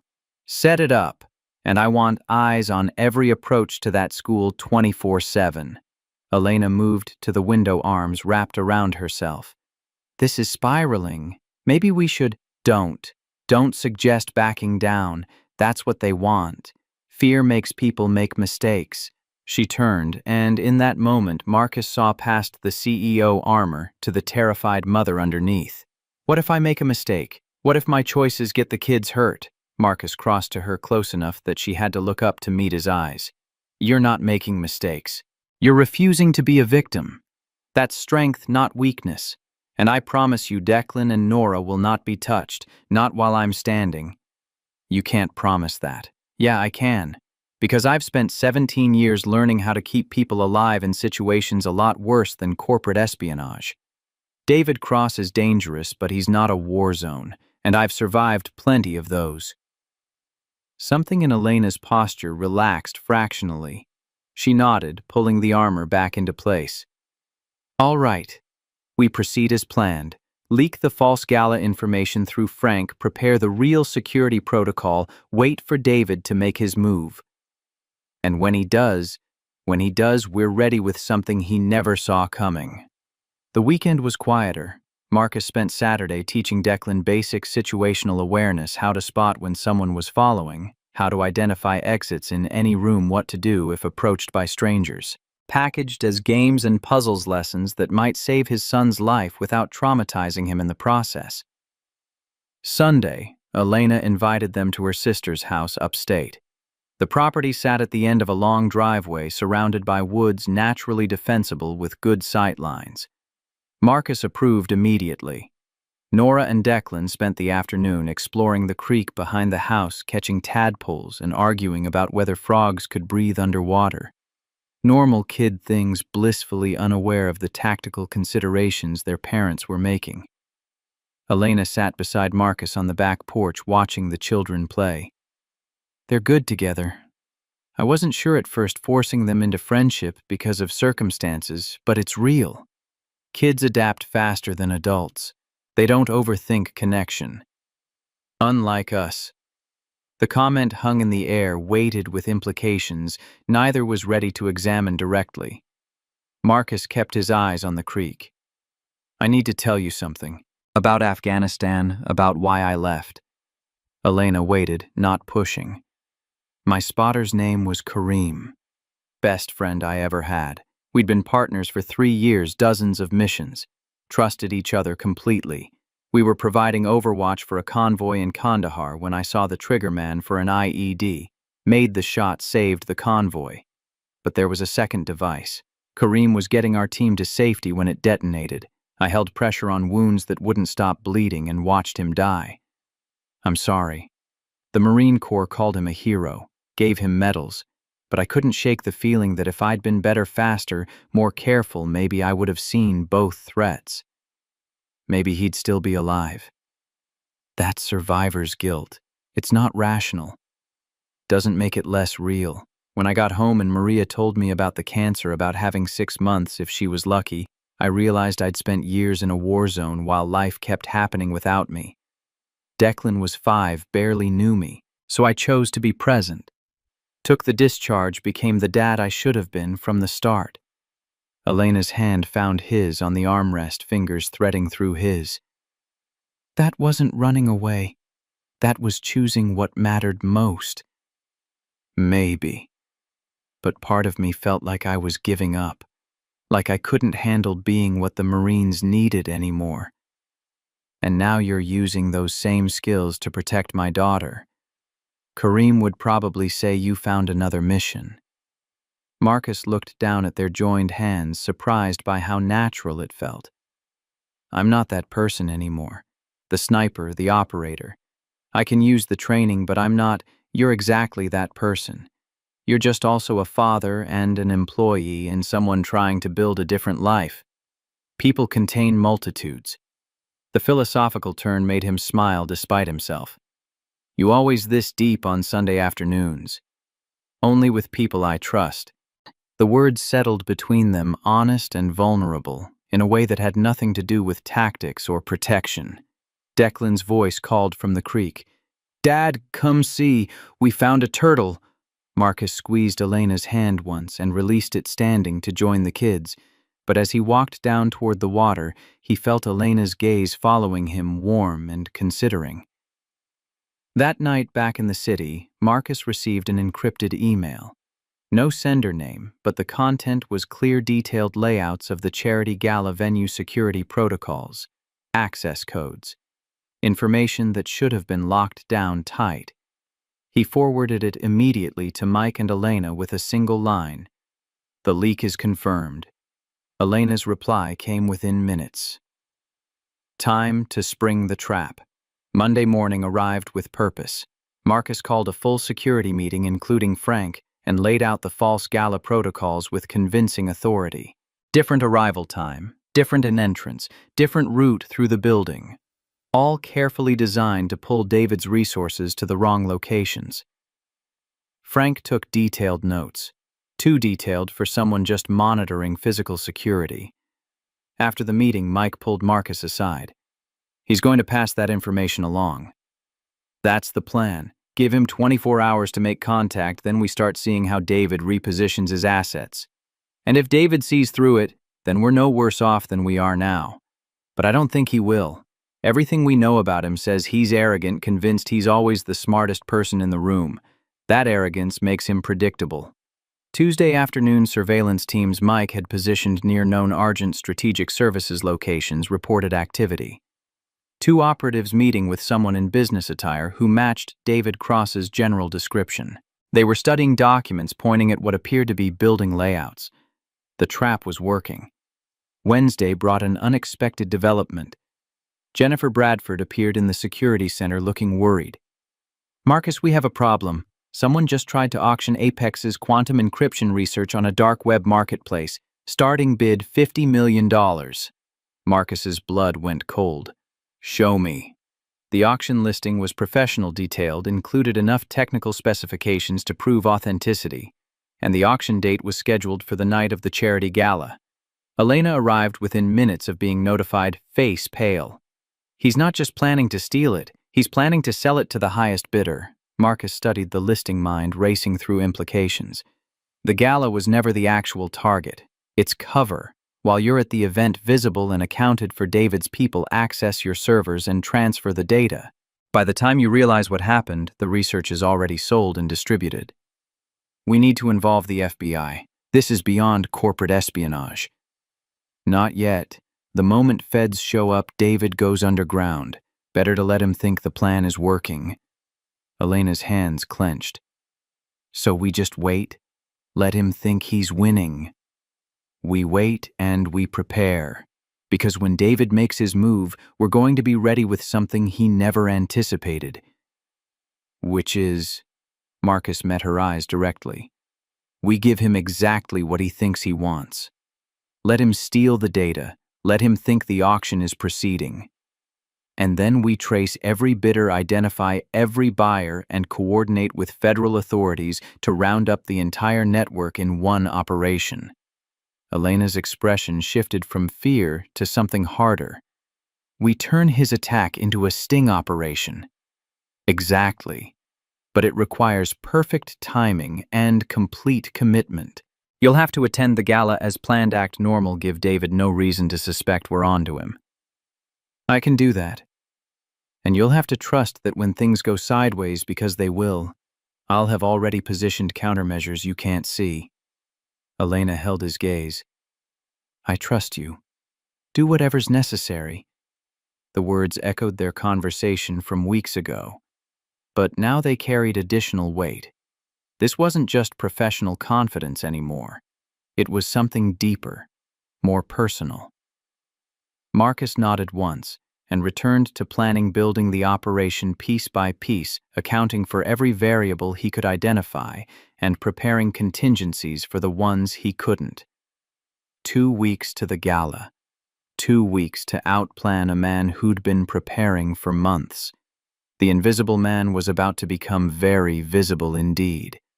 And when the trap finally sprung, someone was going to learn that warehouse workers could be just as dangerous as the soldiers they used to be. The night before the gala, Marcus stood in his apartment watching Declan sleep. The boy's face was peaceful, untroubled by the calculations running through his father's mind. 17 different ways tomorrow could go wrong. 32 variables that could shift the outcome from controlled operation to catastrophic failure. His phone buzzed. Elena awake at midnight, despite needing to be camera-ready in 9 hours. Can't sleep either. Occupational hazard. You rehearse your speech 3 times. Jennifer says I sound too rehearsed, wants me to be more spontaneous. Marcus heard the anxiety underneath the words, the mother's fear wearing the CEO's voice. You'll be fine. Just remember, everything you do tomorrow is theater. The real operation happens in spaces David can't see. That's what worries me, not being able to see it. That's what keeps you safe. David's watching you, which means he's not watching what actually matters. Silence stretched across the line, comfortable despite the tension. Marcus, when this is over, when Nora's safe and David's in custody and everything goes back to normal, what happens then? The question carried weight beyond tactics and timelines. We figure it out. Together. Together. I like that word. Me too. He ended the call and returned to his contingency planning, mapping the hotel's infrastructure against known Argent operational patterns. By 3 a.m., he had the picture complete. By 4, he'd briefed Mike and positioned their counter-surveillance assets. By 5, he was showering and mentally preparing for the longest day of his civilian life. Declan and Nora were already at Elena's sister's house upstate, delivered the previous afternoon with security Marcus had personally vetted. 2 former Marines he'd served with in Kandahar, men who understood what was at stake and wouldn't hesitate if threats materialized. Leaving his son behind had torn something in Marcus's chest, but keeping him close tomorrow would be worse. The Grand Cascade Hotel occupied an entire city block downtown, glass and steel architecture that screamed wealth and exclusivity. 500 guests would fill the ballroom by 7 p.m. Elena would deliver her keynote at 8. And somewhere in that window, David Cross would make his move. Marcus arrived at noon, 6 hours before official event start, wearing hotel maintenance coveralls and carrying a toolbox full of surveillance equipment. Security waved him through without question. The false credentials Mike's contacts had provided were perfect, backed by digital trails that would survive any verification attempt. He spent 2 hours installing micro cameras in locations the venue's existing security couldn't cover. Service corridors, loading docks, technical equipment rooms. Anywhere David's people might stage their operation. Mike's voice came through his earpiece. Counter-surveillance teams in position. We have eyes on 4 Argent operatives already inside as catering staff, 2 more as AV technicians. Let them work. We need them confident, committed. The moment they realize we're onto them, the whole operation collapses. Risky. They could abort, try another approach.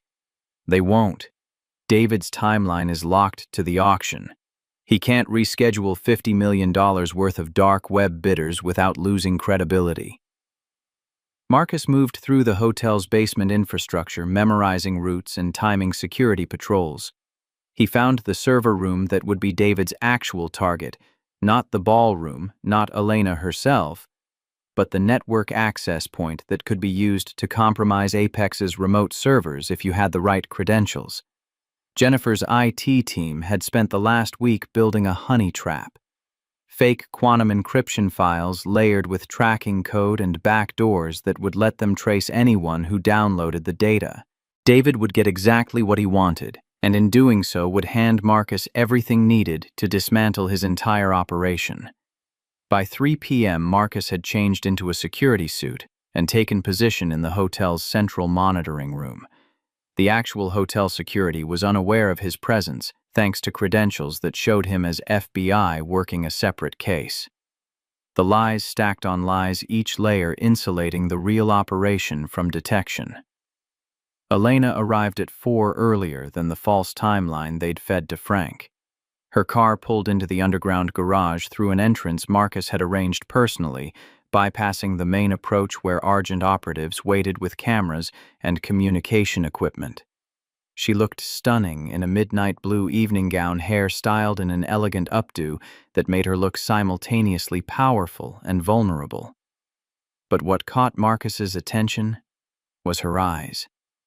Clear-focused, showing none of the fear he knew she carried.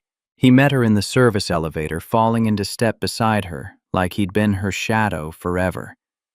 "How are you holding up?" "Terrified, but I'm good at hiding it." "You've done this before." "Board meetings with hostile investors trying to take my company. Not quite the same, but similar principles. Project Confidence never let them see weakness." The elevator climbed in silence until Elena's hand found his. "Thank you for everything. For Nora, for Declan, for making me feel like I'm not fighting alone." Marcus squeezed her fingers once before releasing them as the elevator doors opened to the event level. "You were never alone. You just didn't know where to look for allies." She smiled, brief but genuine, then the CEO mask locked fully into place. When she stepped out into the corridor where event staff waited, she was every inch the powerful executive attending her annual charity commitment. Marcus melted back into the shadows, returning to the monitoring room where the real work was beginning. By 6 p.m., guests started arriving. Society pages and business elite politicians and philanthropists, all dressed in their finest, and writing checks that would fund children's medical research for another year. The legitimate purpose of the event created perfect cover for illegitimate activity happening in parallel. Mike's voice came through the secure channel. "Movement in the basement. 2 of our Argent subjects just accessed the server room using maintenance credentials. Let them in. They're expecting network security, so give them a fight. Make them work for it. Make them think they're actually stealing something." On the monitors, Marcus watched the 2 operatives dressed as electricians plug equipment into the hotel's network infrastructure.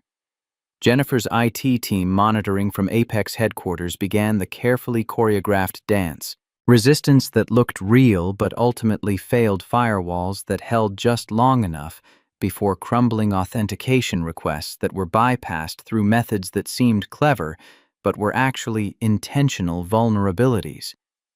David's people were downloading the quantum encryption files, and with them the tracking code that would map their entire network.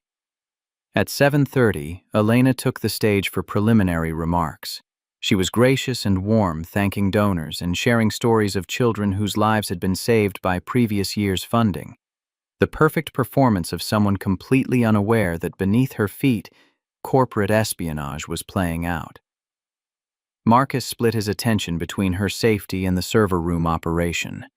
The Argent operatives had completed their data theft and were now retreating confident and careful. Mike's teams followed at a distance, documenting their movements without interfering. Then, everything shifted. The hotel's main lights flickered. Emergency exit signs illuminated. Fire alarms began their piercing wail, though no smoke detectors had triggered. "We have a problem," Jennifer's voice crackled through the earpiece, urgent and tight. "Someone bypassed the fake server. They're in the real system. Live access to Apex right now." Marcus's blood turned to ice. "How we air-gapped the critical systems." "They're using Elena's biometric credentials. Voice, retinal scan, fingerprint, all of it. The system thinks Elena is physically in her office authorizing the access." On stage, Elena had paused mid-sentence as the fire alarms activated. Security was moving through the crowd, directing people toward exits. Controlled chaos, exactly the kind of confusion that would let operatives disappear into the crowd. But Marcus wasn't watching the ballroom anymore. He was running toward Elena, cutting through the panicked guests with single-minded focus. "They cloned your biometrics. Everything, voice, retina, fingerprint. David's had months to collect the data. He's not stealing the fake files. He's stealing everything. Elena's face went pale beneath her carefully applied makeup. Stop them. Whatever it takes. We can't stop them remotely. The only way to break their access is to kill the authentication at source. You need to get to Apex headquarters and revoke your own credentials from the secure terminal. That's 30 minutes away. By then they'll have everything. So we don't take 30 minutes. We take 10. Marcus grabbed her hand and pulled her toward the service exits. Behind them, hotel security was dealing with the fire alarm situation. In front of them, Marcus's mental map of the city was calculating routes and timing. Mike appeared from the crowd, 3 of his best men with him. We have 6 Argent operatives converging on the ballroom exits. They were waiting for the Kea. Let them go. They're not the priority anymore. The priority is getting Elena to Apex before David drains her servers dry.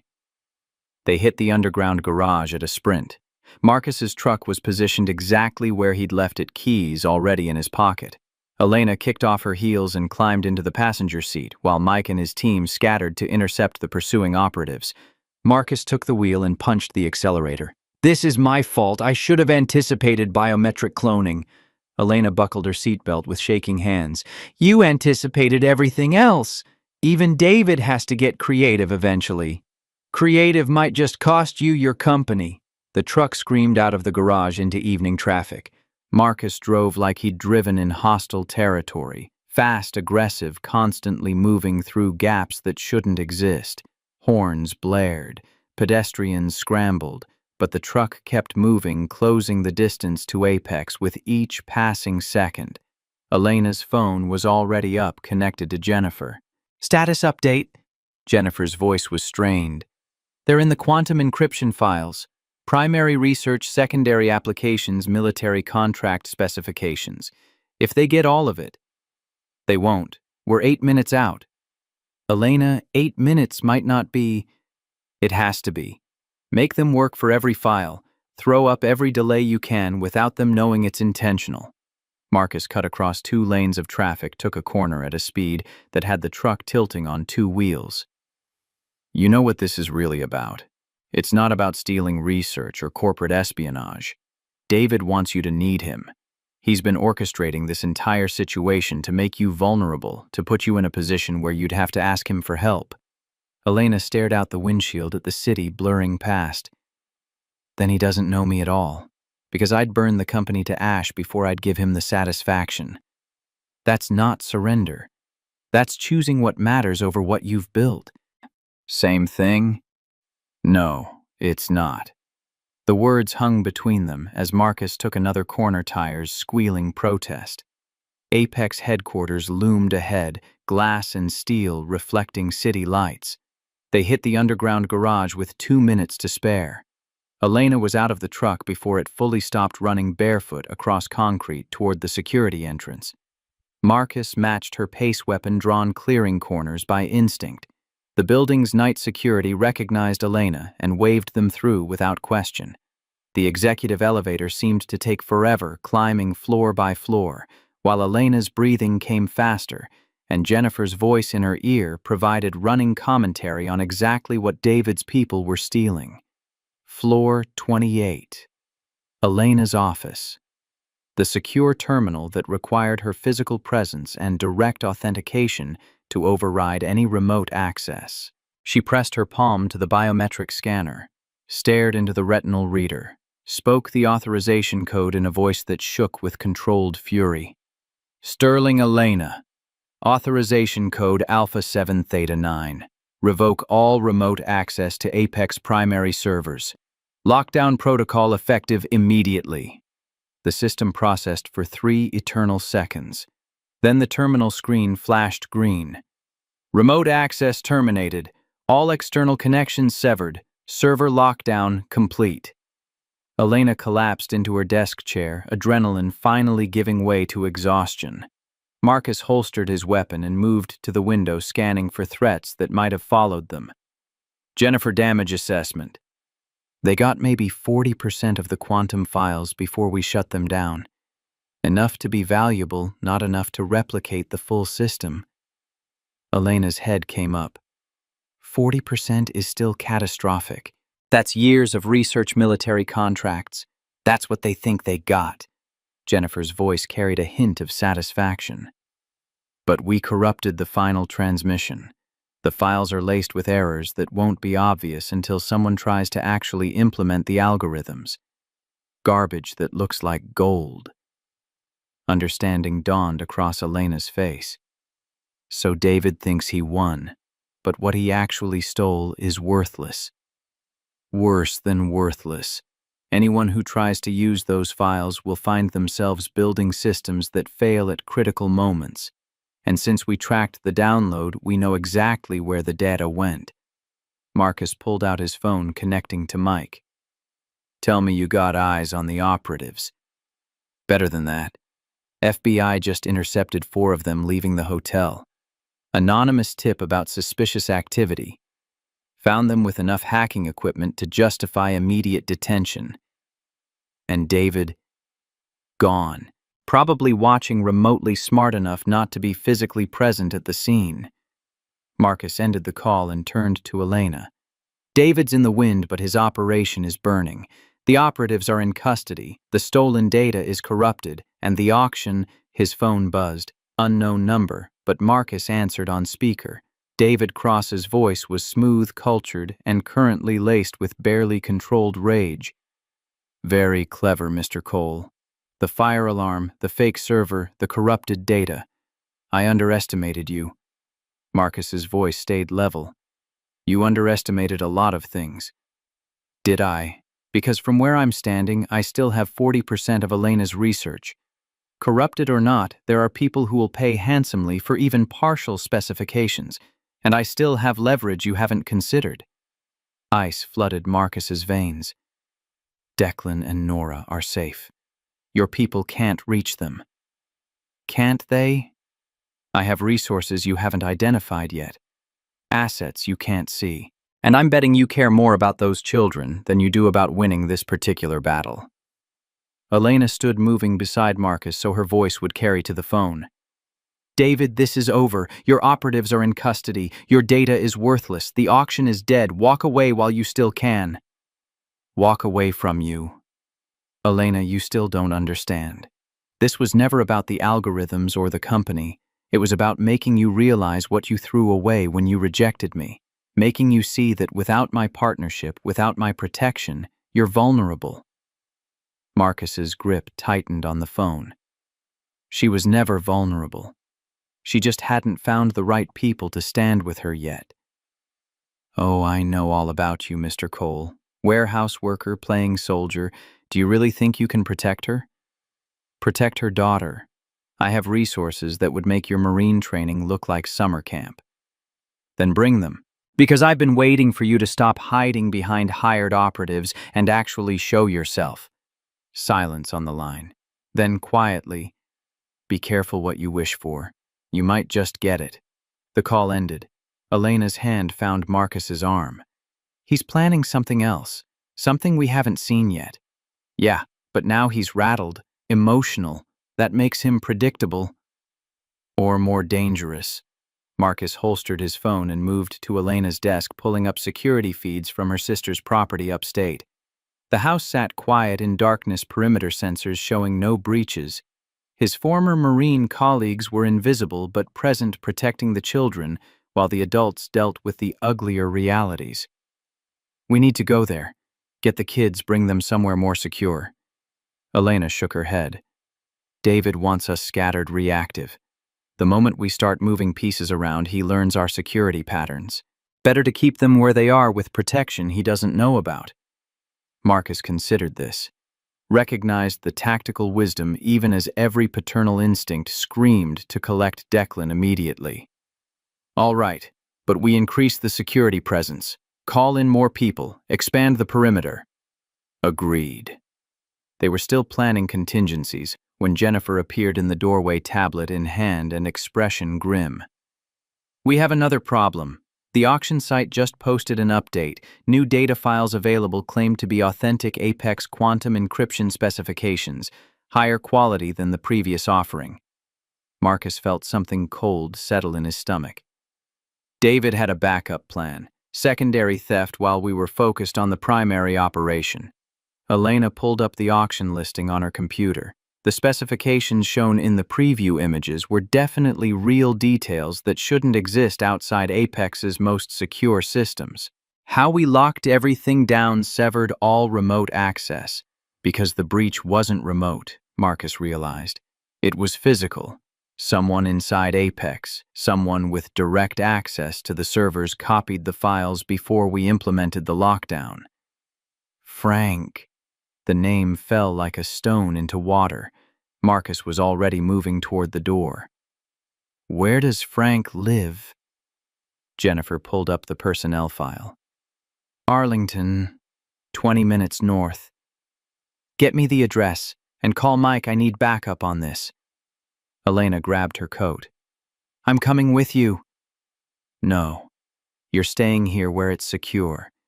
David's shown he's willing to escalate. I'm not giving him another shot at you. Marcus, this isn't negotiable. You hired me to protect you and Nora. Let me do my job. Their eyes met a battle of wills that lasted 3 heartbeats. Then Elena nodded, stepping back. Bring me proof. I want to know for certain before we destroy a 30-year employee's life. You'll have it. Marcus took the elevator down alone, mind already shifting into operational mode. Frank had been the obvious suspect from the beginning, but that had made Marcus cautious. In his experience, obvious suspects were usually patsies designed to draw attention from the real threat.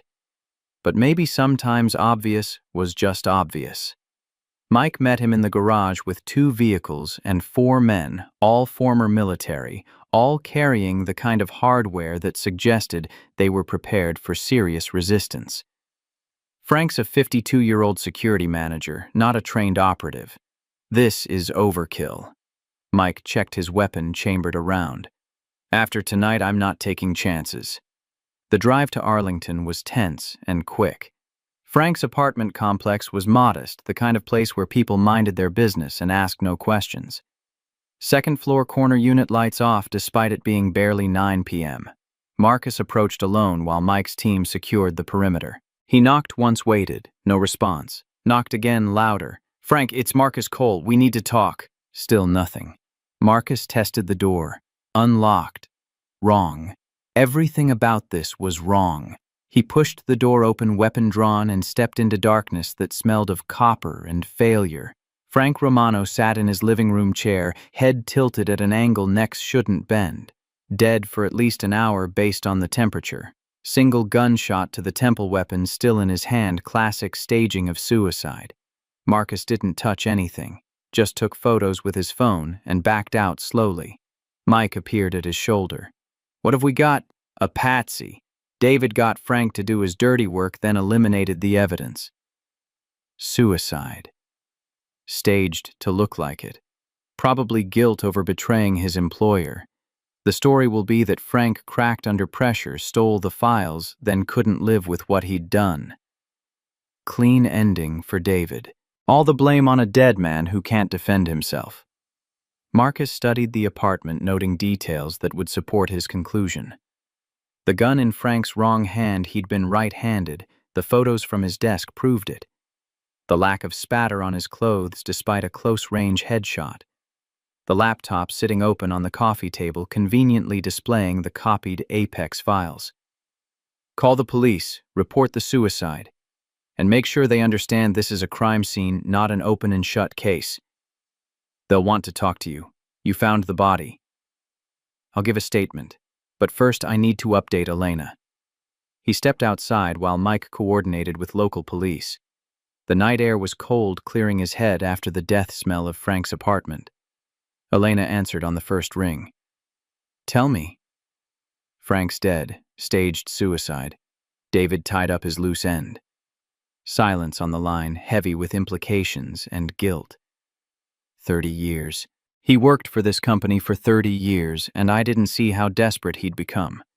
Didn't see that someone could exploit that desperation. This isn't on you. David picked Frank specifically because he was vulnerable.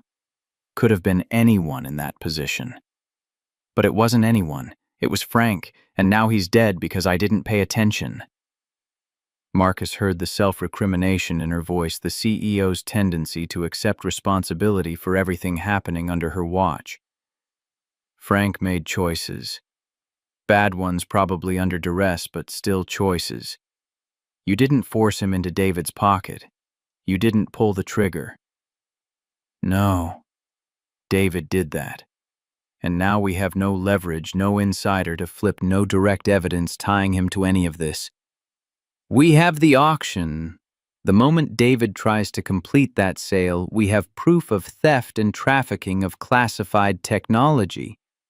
FBI will be very interested in if he tries to complete it. Smart move would be to abandon the auction, take the loss, disappear until the heat dies down. David's not abandoning it. His entire operation has been about proving he could take from you what you wouldn't give freely. Walking away now would be admitting defeat. His ego won't allow it. Elena's voice softened. You sound very certain. I know the type.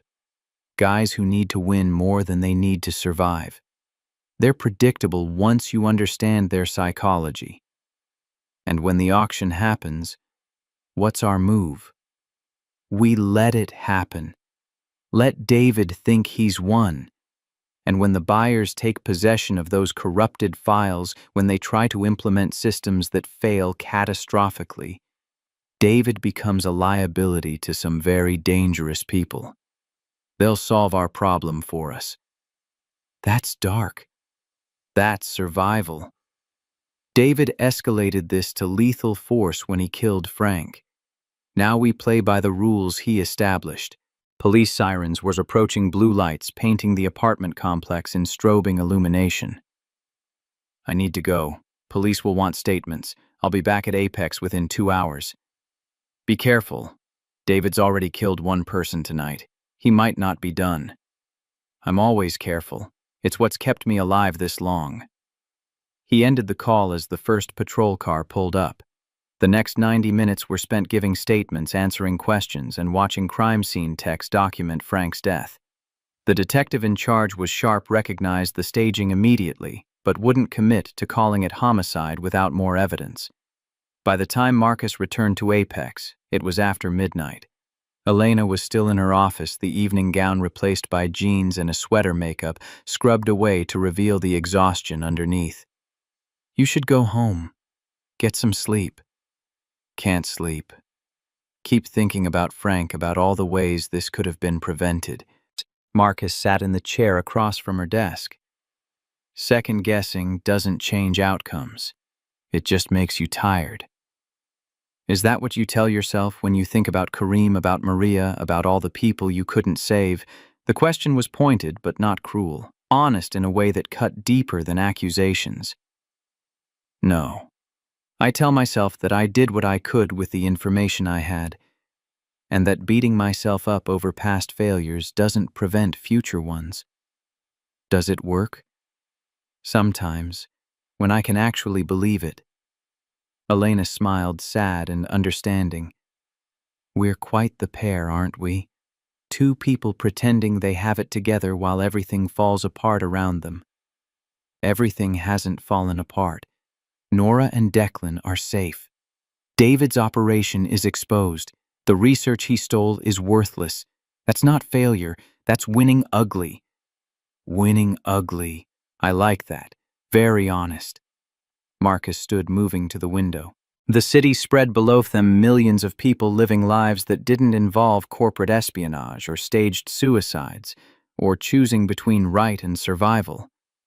You should go get some sleep. Tomorrow we start planning the end game. Elena joined him at the window, standing close enough that their shoulders touched. The end game. When David finally realizes he lost and we get to return to normal lives. Yeah, normal. You say that like you don't believe it exists. Marcus thought about the question, about 3 years spent building a life that didn't require the skills currently keeping them alive. I think normal is relative.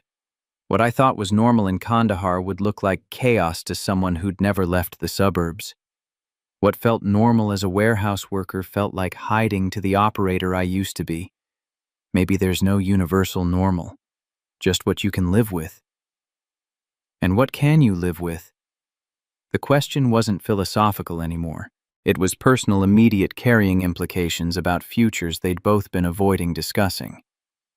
I can live with protecting people who matter, with using skills that used to scare me in service of something worth fighting for, with Declan having a friend in Nora and both of them growing up safer than they would have been if I'd stayed invisible. And me, can you live with me being part of that equation? Marcus turned to face her directly. Elena, you've been part of the equation since the moment I took that bullet in the mall. This whole thing, the job, the security, the planning, it's not just about keeping you safe. It's about not being alone in the fight anymore. Her hand came up, hesitated at his chest, then settled over his heart where she could feel it beating. I haven't let anyone this close in 8 years. Since David. Since I decided that being alone was safer than risking betrayal again.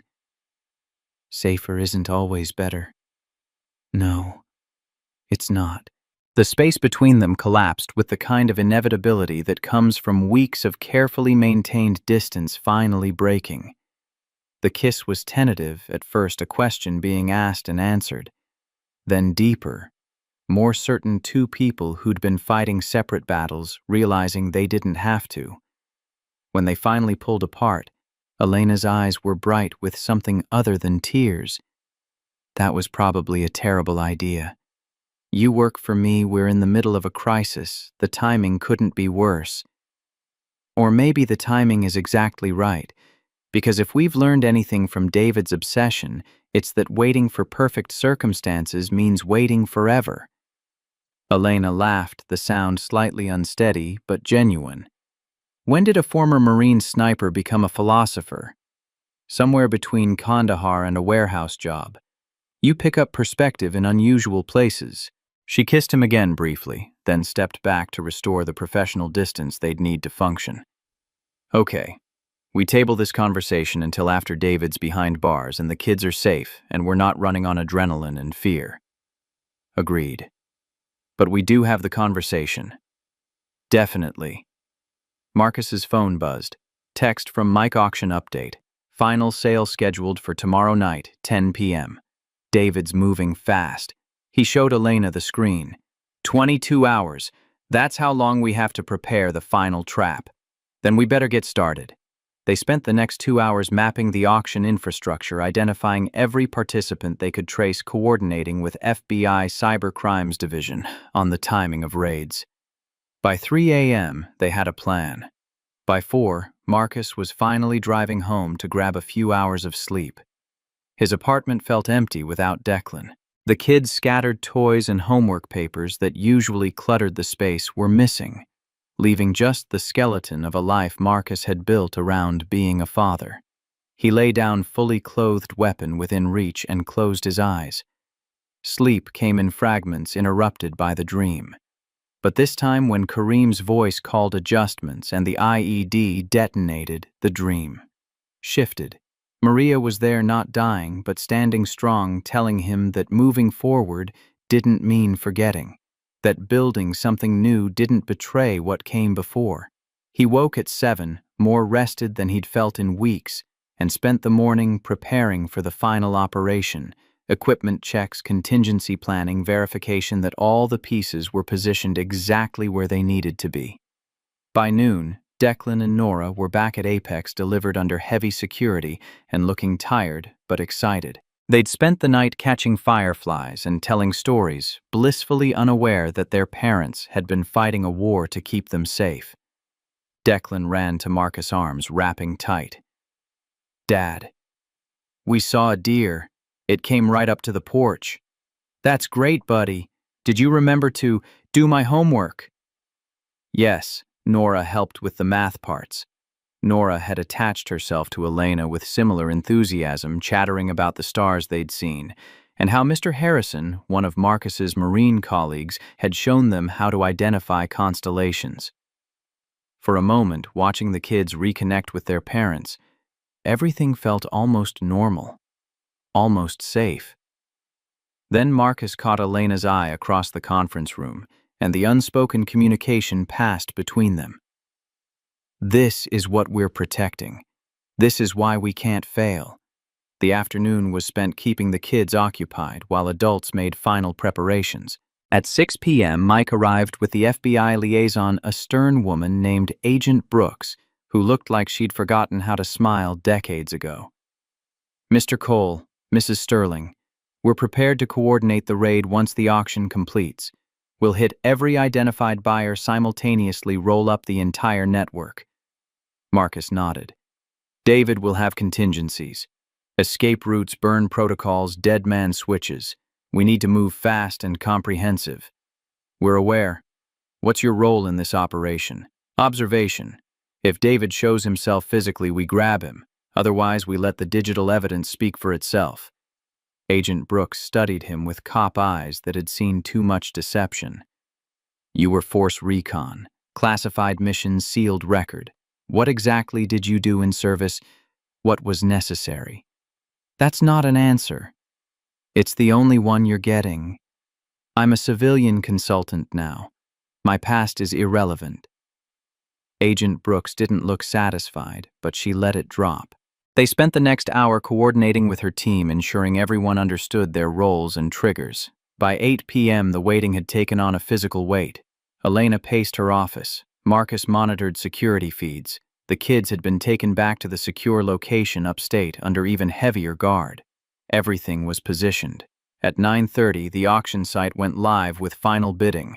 The price climbed rapidly, 60 million, 70 million, 85 million. Buyers from 14 countries, all thinking they were purchasing cutting-edge encryption technology. Agent Brooks' team traced every transaction, identified every bidder, coordinated with international law enforcement for simultaneous raids. At 10 p.m., the auction closed. Final price $97 million, split among 6 buyers. Agent Brooks gave the signal. Across 4 continents, law enforcement moved simultaneously. The buyers were arrested, their networks infiltrated, their communications intercepted. The global operation David had spent months building collapsed in under 15 minutes. Marcus watched it happen on multiple screens, feeling something like satisfaction settling into his chest. Not quite victory, not while David himself remained free, but close enough. Then his phone rang. David's number. You're watching, aren't you? Seeing your network burn. David's laugh was bitter. Watching, you think you won. But you're missing the actual play, Mr. Cole. While you focused on the auction, while you positioned all your pieces around buyers and data, you forgot the most important rule. Ice crystallized in Marcus's veins. What rule? That I'm not the only one who wants Elena to suffer. I'm just the one who was willing to pay for the pleasure. The call ended. Marcus's mind raced through implications. If David wasn't working alone, if there was another player. His phone buzzed again. Text from his Marine colleague, upstate perimeter breach. Multiple hostiles, engaging now. Marcus was already running, shouting at Mike to mobilize teams, Elena right behind him despite his protests. They hit the garage at a sprint, piled into the truck tires, screaming as Marcus pushed the vehicle past any reasonable speed. The drive that should have taken 30 minutes took 17. Marcus called his colleague, continuously getting only combat sounds in response, gunfire shouting tactical communications. When they finally reached the property, police and FBI were already converging. The house was dark except for flashlight beams cutting through windows. Marcus's Marines had established defensive positions holding off 4 hostiles who'd attempted to breach the home. But Declan and Nora were safe. Shaken, crying, but physically unharmed. Marcus pulled his son against his chest, feeling the boy's heartbeat rapid against his own. I've got you. You're safe now. I've got you. Elena held Nora with the same desperate relief, whispering reassurances that everything was okay. Mommy was here. Nothing bad would happen. Agent Brooks approached, weapons still drawn. The hostiles are in custody. Former military contractors, same Argent Strategic Services that's been involved throughout. We're tracing their communications now. Marcus stood, keeping Declan close. They weren't here to kidnap the kids. This was a message, David showing that he could reach them even with our best security, proving that Elena's not safe anywhere. Where is David Cross now? If he's smart, already out of the country. If he's arrogant, still in the city watching to see how we react. Elena's voice was steel over fury. Find him. I don't care what it takes. Use every resource we have. I want David Cross in custody or in the ground. The next 6 hours were spent coordinating with multiple law enforcement agencies. The hostiles weren't talking, but their equipment told stories. Military-grade communications detailed maps of the property, timing that suggested inside knowledge of security rotations. David had planned the attack specifically to happen while everyone focused on the auction. Maximum impact, minimum risk. By dawn, Marcus had a partial picture. David had left the country hours before the auction, used a private jet to Mexico, then disappeared into a network of connections built over years of international business dealings. Elena stood on the porch of her sister's house, watching the sunrise paint the sky in shades of red and gold. He won. Not the way he wanted, but he still won. Made me feel unsafe, vulnerable, exactly like he intended. Marcus joined her close enough that their shoulders touched. He's running. That's not winning. That's admitting defeat and hoping you don't have the resources to follow. FBI's coordinating with international authorities. Interpol's issued a warrant. Mexico's extradition treaties are solid. It's just a matter of time.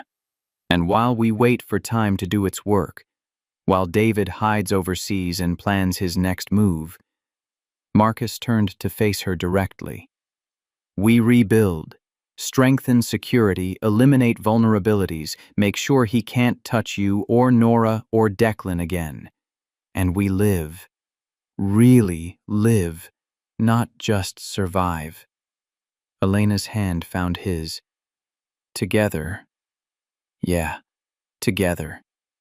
Behind them, through the house windows, they could see Declan and Nora asleep on the couch, tangled together like puppies. Two kids who'd been through trauma but would survive it because the adults in their lives refused to break. Marcus thought about the wooden box in his apartment. About Kareem's voice calling adjustments, about Maria's final request to give Declan a normal life. He'd been trying to honor that by hiding, by making himself invisible. But maybe honoring Maria meant something different. Maybe it meant being visible to the people who mattered, using the skills that scared him in service of protecting what couldn't be replaced. The invisible man was gone. In his place stood Marcus Cole, father, protector, partner. Not perfect, not undamaged, but present and fighting. 3 weeks later, David Cross was arrested in Costa Rica, attempting to board a flight to Indonesia. Extradited to the United States, charged with corporate espionage, conspiracy to commit theft of classified technology, and conspiracy to commit kidnapping. The trial would take months. The legal maneuvering would be exhausting.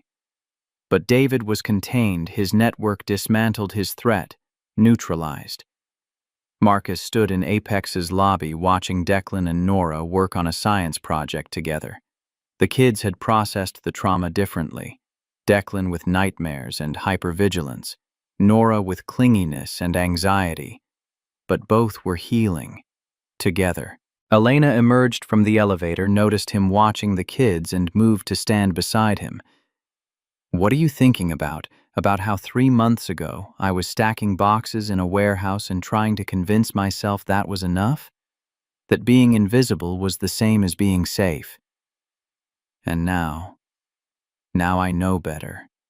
Safety isn't about hiding. It's about having people worth standing with and knowing they'll stand with you. Elena's hand slipped into his fingers, intertwining with comfortable familiarity. So no regrets. About leaving the warehouse, about getting pulled into my corporate nightmare. Marcus looked at her, really looked at her, seeing not just the CEO or the mother, but the woman who'd chosen strength over surrender, who'd trusted him with her daughter's life and her own vulnerability. No regrets, just gratitude that someone gave me a reason to stop hiding. That someone being me, that someone being a 7-year-old girl in a yellow dress who needed help. You just happened to come with her. Elena laughed, the sound bright and genuine. So I'm just a bonus prize. The best kind of bonus, Declan's voice called from across the lobby. Dad, come see. We made the volcano actually work this time. Marcus squeezed Elena's hand once and released it, moving toward his son with the kind of peace he'd forgotten he could feel. Behind him, Elena watched with an expression that suggested she felt it too. The possibility of futures that didn't involve fear of families built from choice, rather than biology of home being wherever the people you loved were standing. The invisible man had become visible, and in that visibility had found something worth more than all the camouflage and caution combined: connection, purpose, and the quiet certainty that tomorrow would be worth waking up for.